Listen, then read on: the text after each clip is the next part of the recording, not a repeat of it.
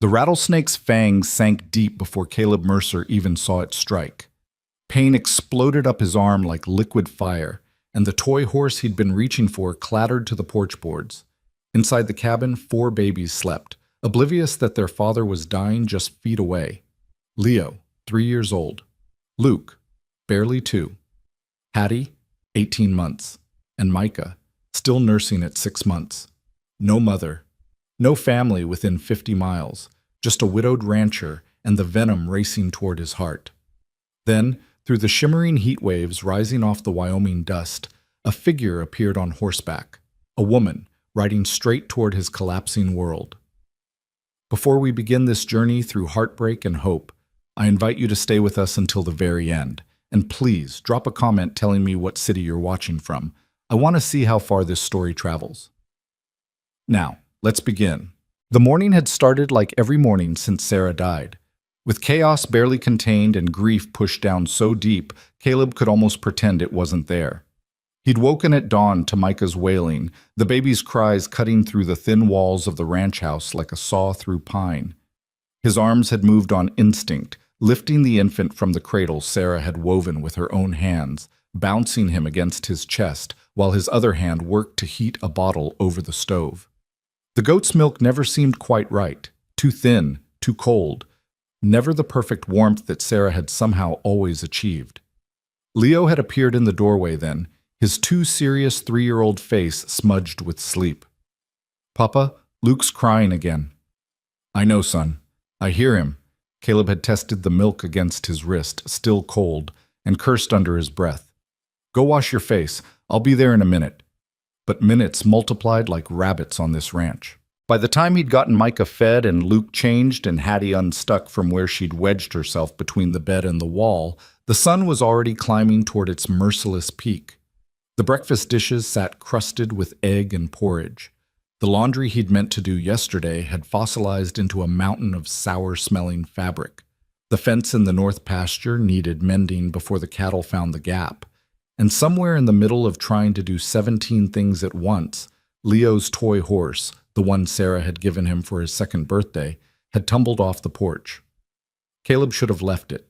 Should have told Leo they'd get it later, after the babies were down for their naps, after he'd fixed the fence, after the world stopped demanding more than one man could give. But Leo's face had crumpled with that particular devastation only a 3-year-old can muster, and Caleb was so damn tired of seeing his children sad. "Stay right there," he'd told them, settling all 4 in the front room where he could see them through the open door. "Don't move. I'll be back before you can count to 10. Luke had immediately tried to follow him. Caleb had scooped him up, carried him back inside, and started the count himself. 1, 2, 3. He'd stepped off the porch, reached down for the toy horse lying in the dust. And that's when the rattler struck. Caleb saw it only as motion, a brown blur uncoiling from beneath the porch step. He felt the impact, twin points of fire punching through the thin fabric of his shirt sleeve. Then came the pain, immediate and all-consuming, like someone had driven hot railroad spikes into his forearm. "God damn!" He jerked back, stumbling, and saw the snake retreating into the shadows, its rattle buzzing a belated warning. His arm was already swelling. 2 neat puncture marks wept blood and clear fluid, and the skin around them was turning an ugly mottled purple. Caleb's medical knowledge was limited. He knew how to set a broken bone and stitch a cut, but he knew enough about snake bites to understand he was in serious trouble. The venom was already spreading. He could feel it, a cold numbness creeping up toward his shoulder, his heart starting to hammer in his chest, as his body recognized the poison coursing through his veins. Inside, one of the babies started crying. Hattie, probably, or maybe Luke. Caleb couldn't tell anymore. Their cries had started to sound the same in the months since Sarah died, variations on a theme of motherless misery. He tried to move toward the door. His legs felt distant, unreliable. The porch seemed to tilt beneath him, and he grabbed for the railing with his good hand. Splinters bit into his palm. "Leo!" His voice came out strangled, weaker than he'd intended. "Leo, stay inside. Don't come out here." But even as he said it, he could hear small feet pattering across the floorboards. Leo appeared in the doorway, the toy horse forgotten, his eyes going wide as he took in his father's condition. "Papa, You're bleeding. I know, buddy. I need you to. Caleb's vision blurred. The world tilted again, harder this time, and his knees buckled. He caught himself against a porch post, his bad arm hanging useless at his side. I need you to be brave, okay? Can you do that? Leo nodded, tears already tracking down his dusty cheeks. Good boy. I need you to watch your brothers and sister. Don't let anyone leave the house. I just need to... What? What did he need to do? Ride 15 miles to town for a doctor? He could barely stand, cut the wound, and suck out the venom. He'd heard that worked sometimes, but his hands were shaking so badly he'd probably just bleed himself out. The truth settled over him like a blanket made of lead. He was going to die here. On this porch, in the heat, while his 4 babies waited inside for a father who would never get up again. Sarah's voice echoed in his memory. Promise me if something happens, you'll take care of them. Promise me, Caleb. He'd promised. He'd sworn it on everything holy. And now he was breaking that promise because he'd been stupid enough to reach for a goddamn toy without checking for snakes first. Inside, Micah's wails reached a new pitch. Caleb could hear Luke trying to comfort him. Shh, baby, shh, in his small, uncertain voice. The sound nearly broke what was left of Caleb's heart. His legs gave out completely. He slid down the porch post, ending up sitting with his back against the rough wood, his useless arm cradled in his lap. The venom was moving faster now. His tongue felt thick in his mouth. His breathing came in shallow gasps. Through the tears blurring his vision, through the heat shimmer rising off the hard-packed earth of the yard, Caleb saw movement. At first he thought it was a hallucination, death playing tricks on his oxygen-starved brain. A figure on horseback, dark against the bright sky, riding up the long approach to his ranch. He blinked. The figure remained, drew closer. A woman. She sat her horse like she'd been born in the saddle, her posture straight despite the obvious miles behind her. Dark hair pulled back in a practical bun, a simple traveling dress the color of creek water, and saddlebags that bulged with supplies, including what looked like a cloth-wrapped bundle he would later learn contained a loaf of bread she'd baked that morning, intending to share it with whatever family gave her directions to the new schoolhouse. The woman dismounted before her horse had fully stopped, hitting the ground with surprising grace. Her eyes took in the scene with quick intelligence. The man slumped on the porch, the swelling arm, the small face peering terrified from the doorway. Snakebite. Her voice was Eastern educated, but not soft. There was steel underneath the cultured vowels. Caleb managed a nod, tried to speak. My children. I see them. She was already moving, already taking charge with the kind of calm competence that made Caleb think of field surgeons and frontier midwives, women who'd seen too much to panic at the sight of blood. How long ago?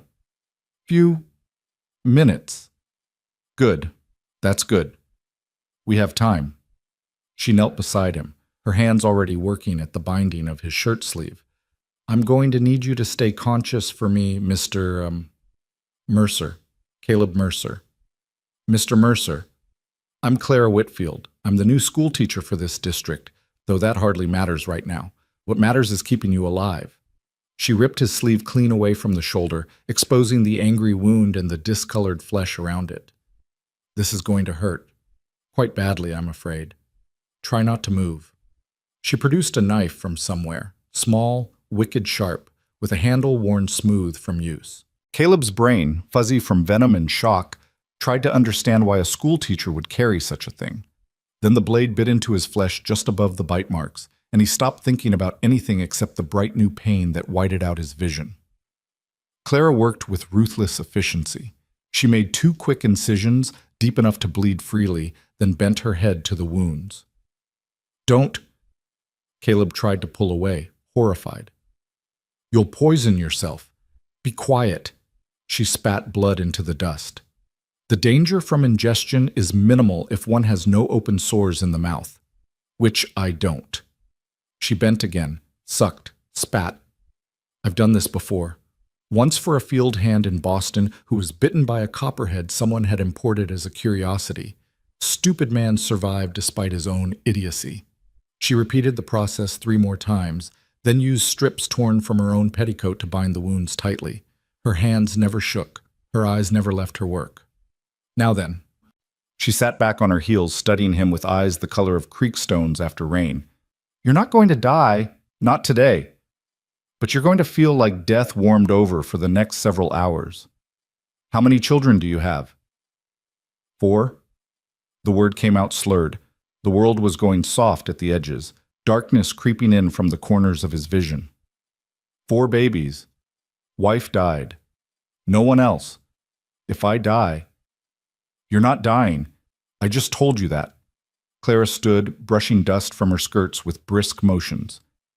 But you are going into shock, and you won't be caring for anyone until that passes. So I'm going to need to tend your children. Will they let a stranger handle them? Have to. Caleb's eyes were closing despite his best efforts. No choice. There's always a choice, Mr. Mercer. Today we're choosing to keep you and your children alive. Everything else can wait. She turned towards the house, where Leo still stood frozen in the doorway, and Caleb heard her voice go soft in a way it hadn't been while she worked on him. Hello there, sweetheart. What's your name? Leo's voice was barely a whisper. Leo Mercer, ma'am. It's very nice to meet you, Leo. My name is Miss Clara. I'm going to help your papa get better, but I need your help to do it. Can you be my helper? A pause. Then, yes, ma'am. Wonderful. First, I need you to tell me how many brothers and sisters you have. 2 brothers and a sister. Luke is 2. Hattie is, I don't remember, baby. And Micah is the baby. 4 children under 3 years old. Clara's voice held something that might have been awe or might have been horror. And your papa has been managing alone? Mama died. Papa says we have to be brave. Your papa is right, and you're being very brave right now. I'm proud of you. She climbed the porch steps, paused beside where Caleb sat. Her hand came down on his shoulder, steady and surprisingly strong. Mr. Mercer, I'm taking your children inside where it's cooler. I'm going to get them settled, and then I'm going to get you settled. After that, I'm riding to town for a proper doctor.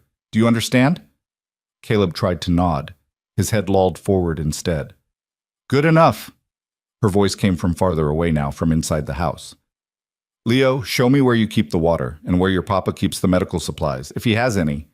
Caleb lost time after that. He was aware of being moved, strong arms under his shoulders, his boots scraping across wood, the blessed coolness of shade.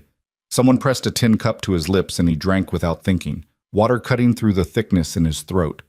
When he surfaced again, he was lying on the settee in the front room.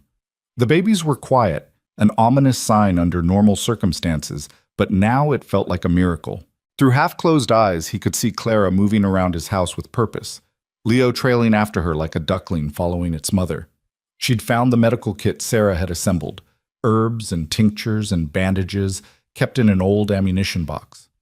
Clara sorted through it with quick efficiency, selecting what she needed and discarding the rest. Your mama was a prepared woman, she said to Leo, not looking up from her work. These herbs are well chosen. Is this willow bark? I don't know, ma'am. It is. Good for pain and fever. Your papa is going to need both. She was grinding something in a bowl, adding water from the kitchen pump. Can you tell me when your mama passed? I see her things are still here, still organized. It can't have been long. Spring. Leo's voice went small. She went to sleep and didn't wake up. Papa says she's with the angels now. Clara's hands paused in their work for just a moment. When she spoke again, her voice was gentler than Caleb had yet heard it. I'm sure she is. And I'm sure she's very proud of what a good helper you're being. She brought the bowl to Caleb, helped him sit up enough to drink. The mixture was bitter as sin, but he got it down. Almost immediately, he could feel it working, not taking away the pain, but making it distant, manageable. Rest now, Clara told him. I'm going to see to your children, and then I'm going to ride for help. Your neighbor, do you have neighbors? Fletcher. The word came easier now, his tongue loosening as whatever herb mixture she'd given him took effect. Tom Fletcher, 5 miles south. Has a wife. I'll find them. She stood, already moving toward where Micah's cries had started up again. Sleep if you can, Mr. Mercer. You're going to need your strength. Caleb wanted to protest, wanted to tell her she didn't need to do this, that he'd manage somehow, that he couldn't possibly impose on a stranger this way. But his eyes were closing again, and the darkness was warm and welcoming, and somewhere in the distance he could hear Clara's voice singing something soft to Micah. A lullaby he didn't recognize, in a voice that made his chest ache with something that wasn't just venom. He let himself fall into sleep. When Caleb woke, the light had changed. Late afternoon now, the sun slanting gold through the western windows. His arm throbbed with a deep, persistent ache, but the burning had subsided. The swelling seemed less. His head felt clearer. And his house was different. It took him a moment to identify what had changed. Then he realized it was clean. Not just tidy, actually clean. The breakfast dishes had been washed and stacked. The laundry mountain had been conquered and hung to dry on lines strung across the back porch. The floor had been swept. Even the windows looked like someone had taken a rag to them. More than that, it smelled different. Like something was cooking. Something that wasn't burnt porridge or overcooked beans. Caleb pushed himself upright, gritting his teeth against the wave of dizziness that followed. His legs felt like water, but they held when he stood. He made his way to the kitchen, using the wall for support. Clara stood at the stove, stirring something in the big pot Sarah used to use for stews. She'd rolled her sleeves up past her elbows, and there was flour dusted across her cheek. At the kitchen table, Luke sat in his high chair, gumming a piece of bread. Hattie was on the floor nearby, playing with wooden blocks. Leo sat on a stool beside Clara, watching her work with rapt attention. And in the corner, in the cradle, Micah slept peacefully. "You should be resting," Clara said without turning around. "You're still weak." "How did you—" Caleb gestured vaguely at the transformed kitchen. "When did you—" "Children need routine and cleanliness to thrive. Your children have been suffering from a lack of both." She turned to face him, and her expression was matter-of-fact, not accusatory. "Through no fault of your own, I should add. One man cannot do the work of two parents. It's physically impossible." "I've been trying." "I know you have. Leo has told me about all the things you do every day. You've been keeping your children alive, Mr. Mercer, which is more than many men in your position would manage. But alive is not the same as thriving." She ladled soup into a bowl, real soup with vegetables and what looked like chicken, and brought it to the table. "Sit, eat. You need to rebuild your strength." Caleb sat because his legs were shaking too badly to argue. The first spoonful of soup hit his tongue and he nearly wept. He couldn't remember the last time he'd eaten something that actually tasted like food instead of fuel. "You didn't go to the Fletchers." It wasn't a question. "I did. Mrs. Fletcher has gone to town to fetch the doctor. He should be here by nightfall. Mr. Fletcher is handling the evening feeding for your cattle." Clara returned to the stove, adjusting something. "They were horrified to learn you'd been managing alone all this time as us. Fletcher wanted to come back with me, but she's 7 months along with child and shouldn't be riding that distance twice in one day. I didn't want to be a burden to anyone. Pride is a luxury, Mr. Mercer. You have 4 children who need you alive and healthy. That means accepting help when it's offered." She glanced at Leo. "Isn't that right, Leo?" "Yes, ma'am."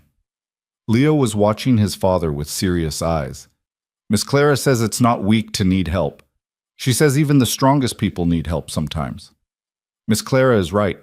Caleb took another spoonful of soup, then another. He couldn't remember being this hungry. Or maybe he'd been this hungry for months and had just learned to ignore it. "Thank you for everything. I don't know how to eat." "Don't thank me yet. The night isn't over." Clara wiped her hands on the apron she'd found somewhere, probably Sarah's, from the back of some drawer.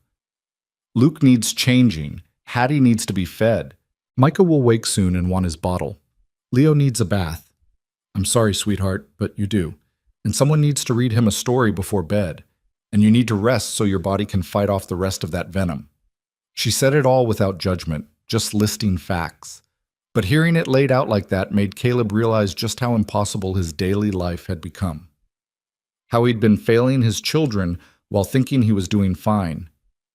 "I can help with some of that," he said quietly. "You can supervise. And you can tell me where things are. But the heavy lifting, as it were, is going to be mine tonight." Clara turned to face him fully, and her expression was kind but firm. "You nearly died today, Mr. Mercer. Your children nearly became orphans. The only reason that didn't happen is because I happened to be riding past at precisely the right moment. Some would call that luck. I call it providence. Either way, I'm not about to let you waste it by pushing yourself too hard too fast. Caleb wanted to argue, wanted to insist he was fine, that he could handle his own children, that she didn't need to stay. But Luke chose that moment to start fussing, and when Clara moved to pick him up, the little boy went to her without hesitation, settled against her shoulder like he'd known her his whole life. Something cracked inside Caleb's chest. "How long can you stay?" The question came out rougher than he'd intended. Clara met his eyes over Luke's head. "How long do you need me?" "I don't know. A few days? Until I'm steady on my feet again?" "Then that's how long I'll stay." She said it simply, as if it cost her nothing, as if upending her entire life to care for a stranger's children was just something people did. "The schoolhouse can wait. You have a more pressing need. But your position will still be there next week. The children of this district have gone without a teacher for 6 months already. Another week won't hurt them." She shifted Luke to her other hip and started toward the back room. "Now, if you'll excuse me, I have a toddler to change and a baby who's about to wake up demanding his supper. Eat your soup, Mr. Mercer. Try to stay upright. If you feel faint, call for me." She disappeared into the back room, Luke babbling contentedly in her arms, and Caleb was left staring at his soup. Leo climbed down from his stool and came to stand beside his father's chair. His small hand found Caleb's good arm. "Papa, I like Miss Clara." "I know, buddy. Is she going to stay forever?" "Forever." The word hung in the air like a prayer Caleb didn't have the courage to speak. "I don't know. I hope she does." Leo leaned against his father's side, warm and solid and alive. "She makes the sad go away a little bit." Caleb pulled his son close with his good arm, pressing his face against Leo's hair. And for the first time since Sarah died, he let himself imagine it. A house that wasn't just silent grief and desperate survival, children who laughed instead of just crying. Someone to share the burden that had been crushing him into dust for months. Someone like Clara Whitfield, who had appeared out of nowhere with nothing but competence and kindness, and a loaf of bread she hadn't even had time to offer before she was elbow-deep in saving his life. From the back room came the sound of Clara singing again, that same unfamiliar lullaby, something about stars and shepherds and finding your way home in the dark. Caleb closed his eyes and listened, and for the first time in longer than he could remember, he felt something that might have been hope. The doctor arrived just after sunset, riding hard with Mrs. Fletcher, following on a slower mare. Dr. Harrison was a grizzled man in his 60s who'd seen everything the frontier could throw at a human body and had developed a permanently skeptical expression as a result. He examined Caleb's arm by lamplight, prodding the wound with fingers that had forgotten how to be gentle decades ago.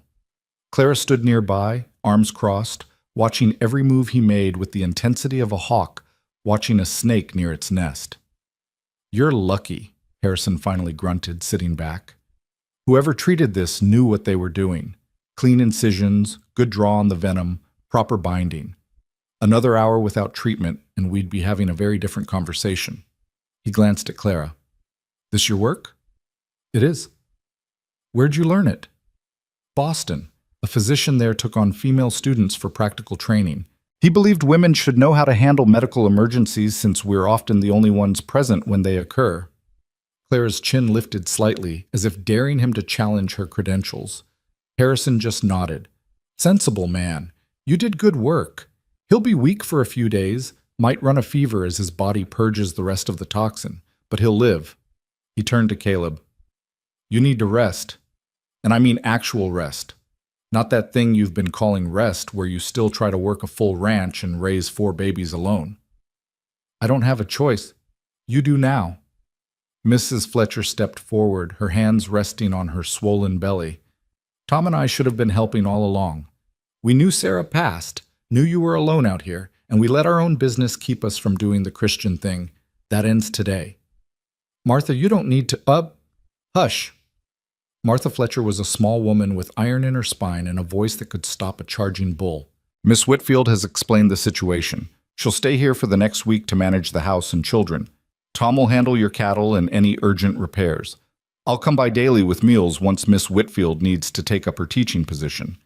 And you, Caleb Mercer, will rest and recover and let people help you for once in your stubborn life. Caleb looked from Martha to Clara to Dr. Harrison, all of them watching him with expressions that made it clear this wasn't up for debate. Something in his chest loosened, some knot he hadn't realized he'd been carrying since Sarah died. "All right," he said quietly. "All right. Thank you." The words felt inadequate for what they were offering, but Martha just patted his good shoulder. "That's settled then.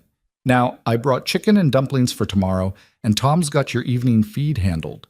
Miss Whitfield, you need anything from town? More willow bark would be useful, and laudanum if Mr. Mercer's pain gets worse." Clara walked Martha to the door, the two women talking in low voices about supplies and schedules and all the mundane details that made survival possible out here. Dr. Harrison packed his bag, declining the offer of payment with a wave of his hand. "Call it even for all the times you've helped pull calves at my brother's place. Just promise me you'll actually rest." "I promise." "Good, because if you die and leave those babies orphaned, I'll find a way to bring you back just so I can kill you myself for being stupid." Harrison softened the words with something that might have been a smile. "Your Sarah was a fine woman. She'd want you alive and whole for those children." After they left, the house settled into quiet. Clara moved through the evening routine with Leo's help. Bottles for Micah, a simple supper of bread and butter for the older children, baths in the big tin tub she'd found hanging outside. She'd heated water on the stove, tested the temperature with her elbow like she'd done it 1,000 times before. Caleb watched from his chair, too weak to do more than supervise, and felt his heart crack open a little more with each gentle gesture. The way Clara dried Hattie's hair, patient through the tangles. The way she let Luke pour his own water, even though half of it ended up on the floor. The way she made Leo laugh by pretending to be a dragon who was terrified of soap. These children had been surviving. Now they were living again. When the babies were finally down, Leo in his little bed, Luke and Hattie in the crib they still shared, Micah in his cradle, Clara came back to the front room. She'd changed into a nightdress she'd borrowed from Sarah's trunk, and her dark hair hung loose around her shoulders. "You should sleep too," she said, moving to bank the fire. "The doctor said you might fever tonight. I'll be listening for you." "Where will you sleep?" "Sarah's rocking chair, there by the cradle. I've slept in worse places." She caught his expression. "Don't argue, Mr. Mercer. You need the bed, and I need to be close to Micah in case he wakes. At least take some blankets. I have blankets. Now stop worrying about my comfort and focus on your own recovery." But her voice was kind as she said it, and when she helped him stand, her arm around his waist was steady and sure. She got him settled in the bedroom, Sarah's bedroom, though all traces of his wife had been carefully tucked away in trunks and drawers. The room smelled like lye soap and fresh air instead of sickness and grief. Clara had even changed the sheets. "I'll check on you in a few hours," she said, adjusting the blanket over him. "If you need anything before then, just call out." "Clara, Miss Whitfield, I don't know how to thank you." She paused at the doorway, silhouetted against the lamplight from the front room. "You don't need to thank me, Mr. Mercer. This is what people do for each other, or at least what they should do." Then she was gone, leaving Caleb alone in the dark with his thoughts and the distant sound of her humming that lullaby again. He fell asleep to the sound of it and dreamed of Sarah smiling at him, telling him it was all right to let someone help, telling him it was all right to hope again. The fever came just before midnight, hot and sudden as a prairie fire. Caleb woke tangled in sheets soaked with sweat, his body shaking so hard his teeth rattled. The room spun around him, shadows stretching and warping into nightmare shapes. "Sarah?" He didn't mean to say it, but the word tore out of him anyway. "Sarah, I'm sorry. I tried. I couldn't." Cool hands touched his face. A woman's voice, low and steady, but not Sarah's. "Shh, Mr. Mercer. You're all right. It's just the fever. I'm here." "Can't do this alone," he mumbled, only half aware of what he was saying. "Too much. Too hard. The babies, they need you alive, and you're going to be alive. Do you hear me? This is just your body fighting. Let it fight." Something pressed against his lips. A cup. "Drink this." Slowly. He drank. Bitter herbs and cool water. His body rebelled, wanting to reject it, but Clara's hand on the back of his neck was firm. Again. One more swallow. He managed it. The room slowly stopped spinning quite so fast. Good. Her voice came from farther away now. He heard water being wrung from cloth, then coolness on his forehead, his chest, his arms. The fever will break soon. Dr. Harrison said it would come, and it has. Now it just needs to run its course. Stay. The word came out desperate, childish. Please, don't want to be alone. I'm not going anywhere. The bed dipped as she sat on the edge of it. Her hand found his, squeezed gently. Sleep if you can. I'll be right here. Caleb held onto her hand like a drowning man holds driftwood and let the fever carry him under again. When he surfaced next, gray dawn light was creeping through the windows and his nightshirt was dry. The fever had broken. Clara sat in the chair beside the bed, her head tilted at an uncomfortable angle, dead asleep. Their hands were still clasped together on top of the blanket. Caleb studied her in the thin morning light. Without the constant motion that characterized her waking hours, he could see the exhaustion in her face, the shadows under her eyes, the fine lines at the corners of her mouth that spoke of worries carried and sorrows endured. She wasn't a young woman, probably 30, maybe 32, old enough to have lived, to have lost things, to know that life out here wasn't the romantic adventure the Eastern newspapers made it out to be. And yet she'd stayed, had ridden for help, cleaned his house, tended his children, sat up all night with a fevered stranger. Why? As if sensing his scrutiny, Clara's eyes opened. For a moment she looked disoriented. Then awareness returned and she straightened in the chair, wincing at the stiffness in her neck. You're awake and lucid. She reached out to touch his forehead with the back of her hand. Fever's gone. How do you feel? Like I was trampled by cattle, but alive. He realized he was still holding her hand and reluctantly let go. Did you sleep at all? Enough. She stood, smoothing her borrowed nightdress. I should check on the children. Micah will be wanting his bottle soon. Clara, last night, did I... He couldn't quite remember what he'd said in his delirium, only that he'd said too much, revealed too much. You were feverish. People say all sorts of things when they're feverish. Her expression gave nothing away. Don't worry about it. But something in her eyes told him she remembered every word. The next 3 days passed in a blur of slowly returning strength and domestic routine. Caleb graduated from the bed to the chair, from the chair to short walks around the house, from the house to the porch, where he could sit in the sun and watch Tom Fletcher mending his fences. And through it all, Clara was there. Not hovering, not coddling, but present. A steady force that seemed to know exactly when to push him to do more and when to make him rest. She ran his household with quiet efficiency, learning where everything was kept and how each child liked things done. Leo appointed himself her constant shadow, trailing after her, asking endless questions about Boston and books and whether dragons were real. Luke grew brave enough to climb into her lap during story time. Even Hattie, who'd been wary at first, started reaching for Clara when she cried.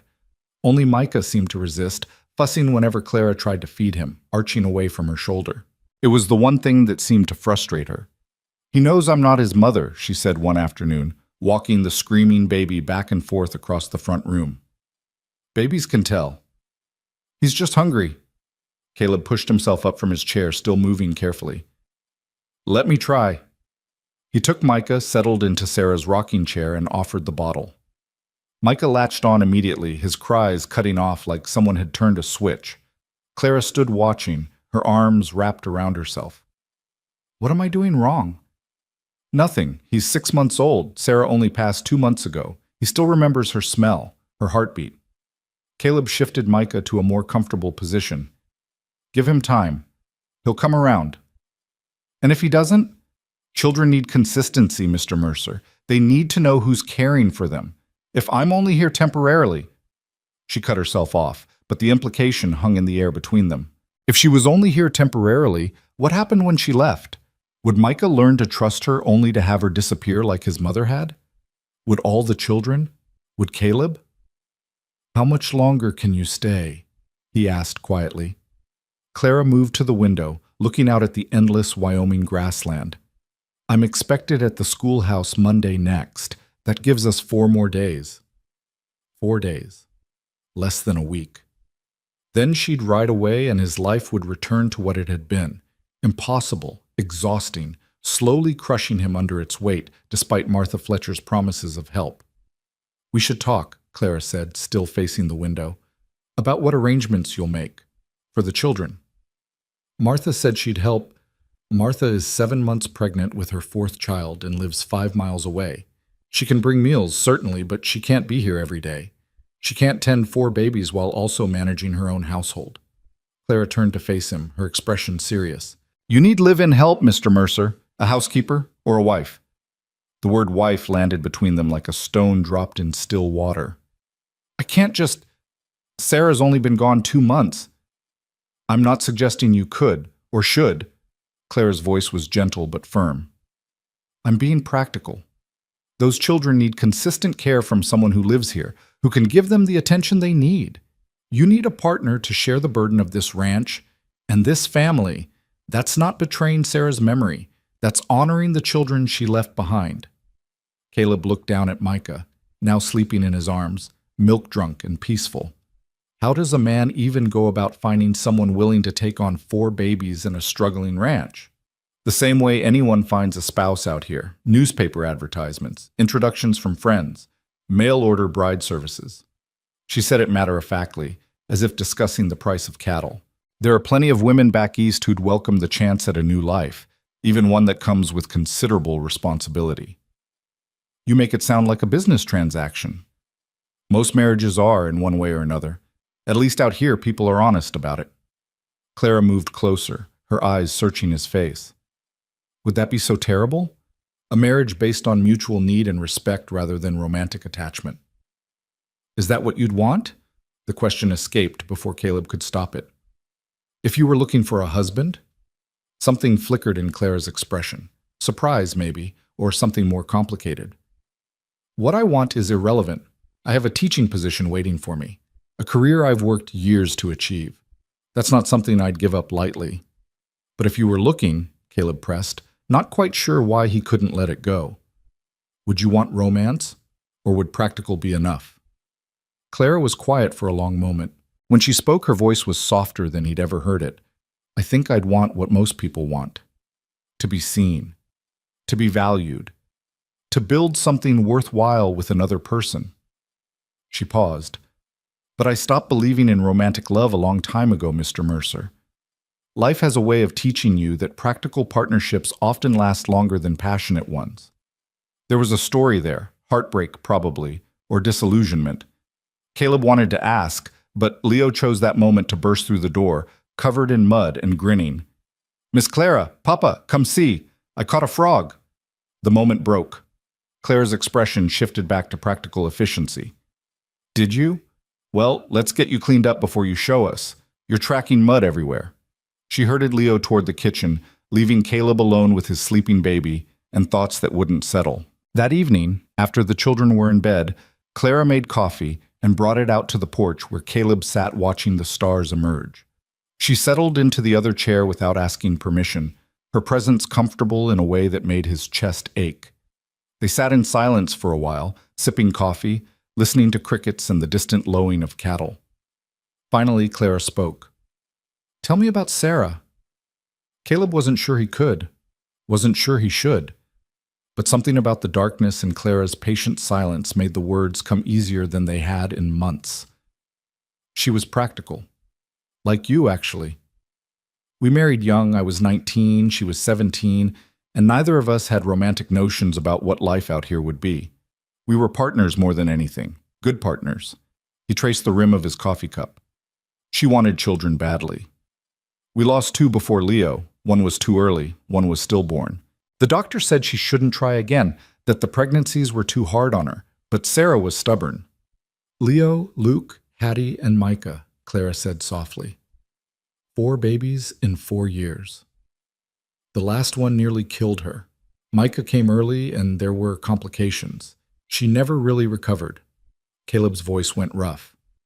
She got weaker and weaker. Finally just went to sleep one night and didn't wake up. Doctor said her heart gave out. Said her body just couldn't take anymore. And you blame yourself. It wasn't a question, but Caleb answered anyway. I should have stopped her, should have been stronger, should have said no to more children, but she wanted them so badly, and I couldn't deny her anything. That's not how marriage works, Mr. Mercer. She made her own choices, adult choices, knowing the risks. Clara set down her coffee cup. You can't shoulder responsibility for decisions she made about her own body. Just tell that to the voice in my head that says I killed her. That voice is grief talking, and guilt. Neither one is rational. She turned in her chair to face him. Your wife chose to have those children, chose to take those risks, because she wanted them to exist more than she wanted her own safety. That's not your fault. That's her love for them. Caleb felt something hot behind his eyes. He blinked it back. How did you get so wise about grief? Practice. Clara's voice went distant. I was engaged once, 5 years ago. He was a professor at the college, brilliant and charming. We had everything planned, a spring wedding, a house near the campus, a life built around books and ideas. She paused. Then I found out he was also engaged to a merchant's daughter in Connecticut. Had been for 3 years. I was just his Boston diversion. Christ, Clara. It's all right. It taught me valuable lessons about romantic love and the reliability of men.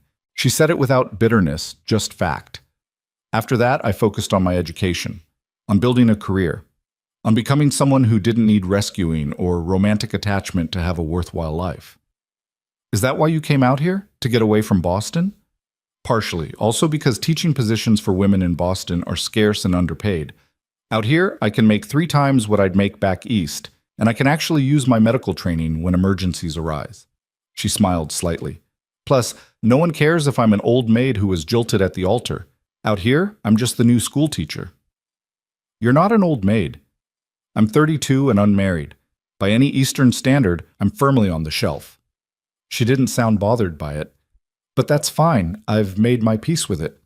Caleb wanted to tell her that any man who'd choose someone else over her was a fool. Wanted to say she deserved better than peace with loneliness. That she deserved someone who'd see her strength and brilliance and want to build a life with her. But the words stuck in his throat, too raw and revealing. Instead he said, Thank you for telling me. Fair exchange. You told me about Sarah. Clara stood, gathering the coffee cups. I should get some sleep. Micah will be up in a few hours. Clara, wait. She paused at the door. These last few days, having you here, it's been... He struggled for words that wouldn't sound desperate or presumptuous. The children are happy again. The house feels alive. I didn't realize how much we'd all been just surviving until you showed us what living could look like. Clara's hand tightened on the doorframe. Mr. Mercer, I know you have to leave Monday. I know you have a position waiting. I'm not asking you to give that up. He forced himself to meet her eyes. I'm just saying thank you for giving us this week, for showing us there could be something better than what we've had. For a moment, Clara looked like she might say something more, something important. But then she just nodded, whispered, "Good night," and disappeared inside. Caleb sat alone on the porch, watching stars wheel overhead, and wondered if he was a fool for wishing she could stay. The 4th day dawned clear and bright. Caleb's arm was nearly healed, the swelling gone, only a deep ache remaining when he used it too much. He could do most things now, lift Micah, help with breakfast, handle small chores around the house, which meant Clara could leave with a clear conscience. She spent the day preparing, washing her traveling dress, checking her horse's shoes, organizing instructions for Martha Fletcher about the children's routines. She worked with the same efficiency she brought to everything, but something was off. Her smiles didn't quite reach her eyes. Her hands stilled sometimes in the middle of tasks, as if she'd forgotten what she was doing. The children sensed it too. Leo grew clingy, following Clara everywhere. Luke cried at the smallest frustrations. Even Hattie seemed fussier than usual. Only Micah seemed oblivious, finally starting to accept Clara's care without fighting. He'd taken a bottle from her that morning without fussing, and when she'd picked him up after his nap, he'd nestled against her shoulder like he'd been doing it his whole life. Clara had looked devastated. That evening, after supper but before bed, Clara gathered all 4 children in the front room. Caleb watched from the kitchen doorway as she knelt to their level, her expression gentle but serious. I need to tell you something, she said, taking Leo's hand. Tomorrow, I have to go to the schoolhouse. There are other children waiting for a teacher, and I promised I'd come. Leo's face crumpled. But we need you here. I know, sweetheart. And your papa is strong enough now to take care of you again. Plus, Mrs. Fletcher is going to come help. Mrs. Fletcher isn't you. Tears spilled down Leo's cheeks. Please don't go. Please. We'll be good. We promise. Oh, Leo. Clara pulled him into her arms. This has nothing to do with you being good. You've all been wonderful, the best children I could have asked for. Then why are you leaving? Luke asked, his voice small. Because I have a job to do. Just like your papa has a job taking care of this ranch, I have a job teaching children. It's important work. We're important too, Leo said into her shoulder. You are. You're so important. Clara's voice broke slightly. Which is why I need to make sure you're properly cared for before I go. And your papa. She looked up at Caleb, something complicated in her expression. Your papa loves you more than anything in this world. He's going to take wonderful care of you. But Caleb could see the doubt in her eyes. The same doubt that had been growing in him all week. One man couldn't do this. Not well. Not in a way that would let his children thrive instead of just survive. He needed help. Real, permanent help. He needed Clara. But she had a life waiting. A career she'd worked years to achieve. He couldn't ask her to give that up for 4 children who weren't hers and a man she barely knew. Could he? Later, after the children were finally in bed, Leo still sniffling, Luke clutching his blanket like a lifeline, Caleb found Clara on the porch. She stood at the railing, staring out at the dark prairie, her shoulders tense. They'll be all right, he said quietly, coming to stand beside her. Children are resilient. So everyone keeps saying, Clara didn't look at him. Doesn't make it hurt less to leave them. You could stay. The words hung in the air between them. Clara's hands tightened on the porch rail. Mr. Mercer, just listen, please. Caleb turned to face her, his heart hammering. I know this is sudden. I know you have a position waiting. But these last few days, Clara, you've brought life back to this house. Not just for the children. For me, too. You're grateful. That's natural, but gratitude isn't a foundation for... It's not just gratitude. He stepped closer, watching her profile in the starlight. You're brilliant with them, patient and firm, and exactly what they need. And you fit here, like this place was waiting for you. I have a career. You could teach here, in town. It's only 5 miles. You could ride in during the week, come home at nights. He was talking too fast, too desperate, but couldn't stop. Or teach from here. Some of the ranch children need tutoring. You could... Caleb. She finally turned to face him, and her eyes were bright with unshed tears. What exactly are you asking me? He took a breath. Let it out. Took the leap. Marry me. Clara stared at him. You can't be serious. I am. Completely serious. The words came easier now that he'd started. Not a romantic proposal. A practical one. You said yourself that's what works out here. A partnership based on mutual need and respect. I've been here less than a week. Long enough to see what we both need. You need a place where your skills are valued, where you can use your medical training and your education. I need help with these children and this ranch. We could help each other. That's insane. No more insane than any other frontier marriage. How many couples out here married after knowing each other a week? A day? He reached out, stopping just short of touching her. Clara, I'm not asking you to love me. I'm asking you to be my partner, to help me raise these children and run this ranch. In return, you'd have a home, security, a family, and respect. God, Clara, such respect. She was shaking her head, but her eyes told a different story. He could see her turning it over, weighing the possibilities. What about romance? What about... We're both too practical for romance. You said so yourself. He managed a slight smile. But we could have something better, something solid, built on honesty and mutual goals and genuine care for each other's well-being. The children adore you. You know they do. Your wife just died 2 months ago, and Sarah would want this. She'd want her children cared for by someone capable and kind. She'd want me to have help instead of drowning alone. His voice went rough. Please, Clara. At least think about it. Clara turned back to the prairie, silent for so long Caleb thought she'd refuse. Then, quietly, what would people say? That we're practical, that we're doing what's best for the children, that we're two sensible adults making sensible choices. He stepped closer. What do you say? She was quiet for another long moment. Then, I say, I need to think about it. Give me tonight. It wasn't a yes, but it wasn't a no either. Caleb nodded, not trusting his voice, and left her alone with her thoughts and the endless Wyoming stars. Inside, he checked on his children, all four sleeping peacefully, unaware their entire future might be decided by dawn. He thought about Sarah, about whether she'd approve or be horrified. But all he could remember was her voice in those final weeks. Promise me you won't try to do this alone. Promise me you'll find help. He'd promised. Maybe this was how he'd keep that promise. He just had to hope that when morning came, Clara Whitfield would still be there. Caleb didn't sleep. He lay in the darkness, listening to the house settle around him, every creak of floorboard making his heart jump, with the hope that Clara was coming to give him her answer. But the night passed in silence, broken only by Micah's brief crying at 2 a.m. and the sound of Clara's soft footsteps as she tended to him. When dawn finally came, pale and hesitant through the eastern windows, Caleb rose and dressed with hands that wouldn't quite steady. He found Clara already in the kitchen, fully dressed in her traveling clothes, her hair pinned up with severe precision. Her packed saddlebags sat by the door. His heart sank. Coffee? She asked without looking at him, her voice carefully neutral. Please. He sat at the table, watching her move through the familiar motions of preparing breakfast. She'd learned where everything was kept, had developed her own rhythm in this kitchen.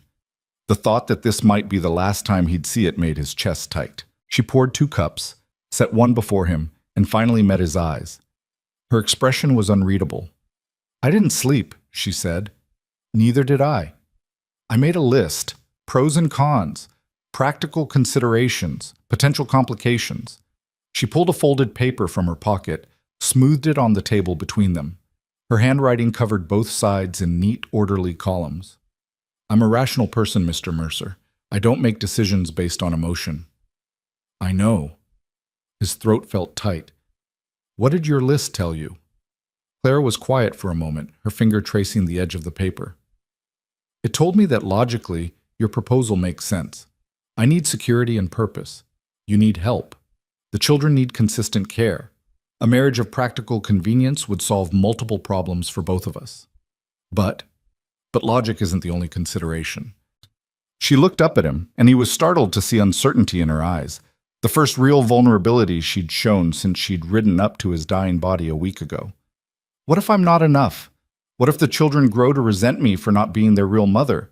What if you wake up one day and regret binding yourself to someone you barely know? What if none of those things happen? Caleb leaned forward, willing her to hear him. What if instead you become the mother they need? What if we build something good together? What if we both stop being so damn lonely? The last words came out rawer than he'd intended. Clara flinched slightly, but didn't look away. I'm scared, she admitted quietly. I don't scare easily, but this terrifies me. The idea of tying my entire future to a man I've known for 6 days, to children who aren't mine, to a life I never planned. I'm scared too. Caleb reached across the table, stopped just short of taking her hand. Sarah and I grew up together. I'd known her my whole life when we married. And I still got things wrong, still made mistakes, still had moments where I didn't know what I was doing. Marriage is terrifying, no matter how well you know someone. That's not reassuring. I'm not trying to reassure you. I'm trying to be honest. He finally took her hand, felt her fingers cold against his palm. I can't promise this will be easy. I can't promise you won't have regrets. But I can promise I'll respect you, value you, work beside you as an equal partner, and I can promise those children in there will love you like you're the answer to every prayer they've said since their mother died. Clara's eyes were bright now, tears threatening to spill. I wanted more time, to think, to be certain. How much time would be enough? A week? A month? A year? Caleb squeezed her hand gently. Sometimes you just have to take the leap and trust you'll figure out how to fly on the way down. She laughed, a sound caught between sob and genuine amusement. That's terrible advice. It's frontier advice. We're all just figuring it out as we go. He paused. What does your gut tell you, Clara? Not your list, not your logic. Your gut. Clara closed her eyes, took a shaking breath, and when she opened them again, something had shifted in her expression. Some decision made, some bridge crossed. My gut tells me I already love those children, that leaving them will break something in me I'm not sure I can fix. Her voice was barely above a whisper. My gut tells me I've been lonely for so long I forgot what it felt like to be needed, to be part of something larger than myself. And? She pulled her hand from his, picked up her carefully written list, and tore it cleanly in half. Then in half again, and again, until it was confetti on the kitchen table. And my gut says logic is overrated.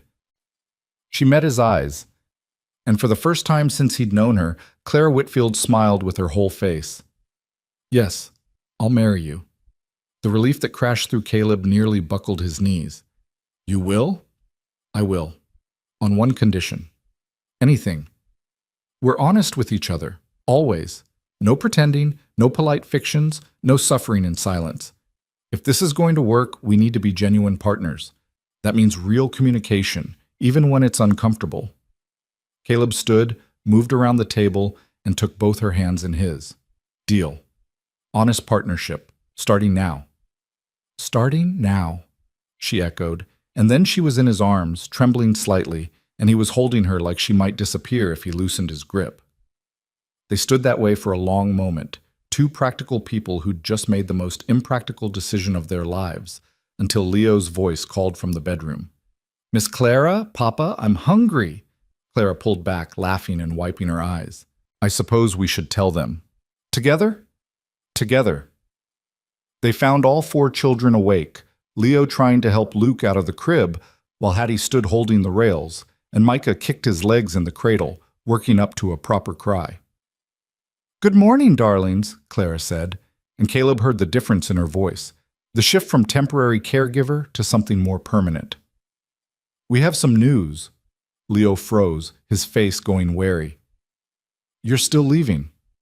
Actually, no, I'm staying. Clara knelt so she was at his eye level. Your papa and I talked last night, and we've decided, if it's all right with you, that I'm going to stay here, forever. Leo's eyes went wide. Forever, forever? Forever, forever. I'm going to marry your papa and become, well, I suppose I'll become your new mother, if that's something you'd want. For a moment, Leo just stared at her. Then he launched himself into her arms with such force he nearly knocked her over, sobbing into her shoulder. Yes, yes, I want that. Please don't go. Please. Luke, not fully understanding but catching his brother's emotion, started crying too. Hattie joined in on principle, and Micah, feeling left out, added his voice to the chaos. Clara held Leo tight, tears streaming down her own face, while Caleb scooped up Luke and Hattie, and for several minutes the kitchen was nothing but crying and laughter, and the kind of messy, overwhelming emotion that comes when something broken starts to heal. Finally, when everyone had calmed down enough to breathe, Leo pulled back and looked up at Clara with serious eyes. Can I call you Mama, or is that wrong because you're not my real Mama? Clara's face crumpled for a moment before she composed herself. Your real Mama will always be your real Mama, sweetheart. No one can replace her. But if you want to call me Mama too, I would be honored. You can have two Mamas, one who's watching over you from heaven and one who's here taking care of you on earth. Leo considered this carefully. Then, Mama Clara? Perfect. Clara kissed his forehead.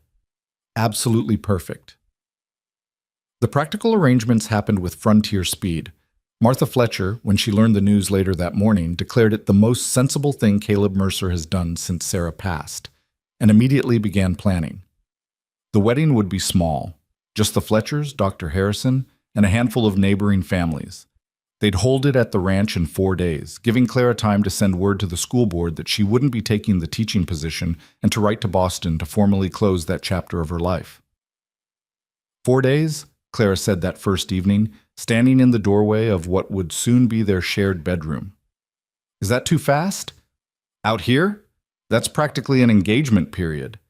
Caleb was changing Micah on the bed, trying to ignore the awkwardness of the situation. In 4 days, this would be their room, their bed, their life. Having second thoughts? Constantly. You? Every other minute. He finished with Micah's diaper, lifted the baby to his shoulder. But every time I see you with them, every time I watch you move through this house like you've always belonged here, the doubts get quieter. Clara stepped fully into the room, trailing her fingers along Sarah's dresser. I need to ask you something, and I need you to be honest. Always. Sarah's things, her clothes, her jewelry, her personal items. Clara turned to face him. I don't want to erase her. This was her home, her family, but I also can't live as a ghost in her shadow. We need to find a balance. Caleb looked around the room, seeing it through Clara's eyes. Sarah's hairbrush still on the dresser, her shawl on the back of the chair, her presence everywhere, preserved like a shrine. You're right. The words hurt, but they were true. The children need to remember her, but they also need to see you as your own person, not just Sarah's replacement. He thought for a moment. What if we packed most of her things in a trunk, kept a few special items out for the children, her mother's wedding ring for Hattie someday, her father's watch for the boys, but made space for your things too? Clara nodded slowly. That seems fair. And Caleb? I'll never ask you to forget her, never ask you to pretend she didn't exist. She gave you these beautiful children. She was part of building this home. I want to honor that. Even though it means sharing me with a ghost? We all have ghosts. Clara moved closer, reaching out to touch Micah's soft hair. The man who betrayed me back in Boston is my ghost. The life I thought I'd have, the career I'm giving up, those are ghosts too. Marriage is learning to live with each other's ghosts and building something new anyway. Caleb shifted Micah to his other shoulder, suddenly needing to say something he hadn't quite figured out how to voice. I can't promise I'll love you, not romantic love, not the way I loved Sarah. I know. But I can promise I'll care for you, protect you, stand beside you, build a good life with you. He met her eyes. Is that enough? Clara was quiet for a long moment, then, it's more than I had before. More than I expected to find when I rode up to your ranch last week. She smiled slightly. Besides, romantic love is overrated. I'll take practical partnership over passion any day. Liar. She laughed, startled. Excuse me? You're lying, to me or to yourself, I'm not sure which. Caleb smiled to soften the words. You want to be loved, Clara. Really loved.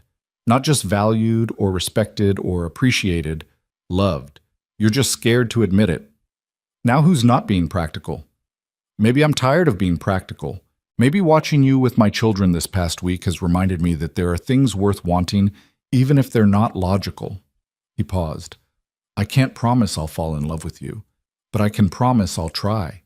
I'll show up every day and try to build something that might grow into love. Is that enough? Clara's eyes were bright again, and when she spoke, her voice was thick. Yes, that's enough. They married on a Sunday afternoon with storm clouds gathering on the horizon and the wind picking up, carrying the scent of rain. Clara wore a simple dress she'd altered from one of Sarah's, practical cream-colored cotton with lace at the collar. She'd spent the previous 3 days sewing, taking in seams and adding new buttons, transforming something that had been Sarah's into something that was hers while still honoring the woman who'd worn it first. Caleb watched her walk across the yard toward where he stood with Reverend Matthews, and his breath caught. She wasn't beautiful in any conventional sense. Her features were too strong, her manner too forthright, her age too far from the youthful bloom society valued. But she was striking, confident, real in a way that made every other woman he'd ever known seem like watercolor paintings compared to oil. Leo walked beside her, appointed ring bearer, and taking his job with utmost seriousness. Luke toddled behind, occasionally distracted by rocks. Martha Fletcher carried Hattie on one hip and Micah on the other, bringing up the rear like a practical ant managing chaos. When Clara reached him, she met his eyes with an expression that was equal parts terrified and determined. Caleb took her hand, squeezed gently. Still time to run, he whispered. Where would I go? I already sent my resignation to the school board. Fair point. Reverend Matthews cleared his throat. He was a circuit preacher who covered 5 counties, officiating at weddings and baptisms and funerals with equal efficiency. He'd known Sarah, had presided at her funeral, and Caleb could see the questions in his eyes about whether this remarriage was too fast, too soon, too suspicious in its convenience. But he began the ceremony anyway, his voice carrying over the rising wind. "Dearly beloved, we are gathered here today to join this man and this woman in holy matrimony. Marriage is not to be entered into lightly, but with full knowledge of the commitment being made." His eyes moved between Clara and Caleb. "Mr. Mercer, Miss Whitfield, you come here today as 2 individuals who have faced hardship and loss. You come seeking partnership, seeking to build a family together. Do you both enter into this union freely and with clear understanding of what you're undertaking?" "We do," they said in unison. Matthews nodded. Marriage in the frontier is both different and the same as marriage anywhere else. Different because out here we depend on each other for survival in ways city folk can't imagine. Same because at its core, marriage is about 2 people choosing each other every day, through hardship and joy, sickness and health, poverty and prosperity. He looked at Caleb. "Caleb Mercer, do you take this woman to be your lawfully wedded wife? To honor her, respect her, provide for her, and stand beside her through all the days of your life?" Caleb thought of Sarah, of the promises he'd made 18 years ago to a girl he'd known his whole life. These words were the same, but everything else was different. He was different, older, wounded, carrying grief and 4 small lives that depended on him. And Clara was different from Sarah in every way that mattered. But that didn't make this less real, less binding, less important. "I do," he said firmly. Matthews turned to Clara. "Clara Whitfield, do you take this man to be your lawfully wedded husband, to honor him, respect him, support him, and stand beside him through all the days of your life?" Clara's hand tightened in his. For a moment, Caleb thought she might actually bolt. Then she took a breath and spoke with the same calm competence she'd shown when drawing venom from a snakebite. "I do." "The rings?" Leo stepped forward, so careful with the 2 simple gold bands Tom Fletcher had helped Caleb buy in town. Sarah's wedding ring was packed away for Hattie. These were new. A fresh start, a different promise. Caleb slipped the first ring onto Clara's finger. "With this ring, I pledge you my faith, my loyalty, and my partnership. I promise to build a life with you based on honesty and respect. I promise to stand beside you, not ahead of you or behind you, but beside you as an equal." It wasn't the traditional vow. Matthews looked like he might object, but Clara was already sliding the second ring onto Caleb's finger, her voice steady. "With this ring, I pledge you my strength, my care, and my commitment. I promise to honor your children as my own, to help shoulder the burdens of this life, and to be a true partner in all things." Matthews hesitated, then apparently decided frontier weddings allowed for some flexibility. "By the power vested in me by the territory of Wyoming and the Methodist Episcopal Church, I now pronounce you husband and wife." He looked at Caleb. "You may kiss your bride." Caleb hesitated. They'd discussed this moment briefly, both of them awkward about the physical realities of marriage. Claire had been clear that she expected the marriage to be real in all ways. "I'm not interested in a celibate partnership," she'd said bluntly, but they'd agreed to take things slowly, let intimacy develop naturally. But this kiss was just ceremony, just symbol. He leaned forward, pressed his lips gently to hers. It was brief, chaste, probably unsatisfying to the small crowd of neighbors watching. But in that moment, Caleb felt something shift, felt the reality of what they'd just done settle over both of them like a blanket. Clara Whitfield was now Clara Mercer, his wife, his partner, the mother of his children. The weight of it was terrifying and exhilarating in equal measure. The wedding celebration was simple. Food laid out on makeshift tables in the yard, Martha's famous apple pie, Tom Fletcher's fiddle providing music. The children ran wild, released from the solemnity of the ceremony. Leo kept introducing Clara to everyone as "my new mama," his pride evident in every word. Even Micah seemed content, passed from arm to arm, smiling at the attention. As evening drew on and neighbors began to depart, offering congratulations and advice and promises to visit, Caleb found himself standing beside Clara, watching the sun set in brilliant oranges and reds. "Mrs. Mercer," he said quietly, testing out the name. "That's going to take getting used to." Clara glanced at him.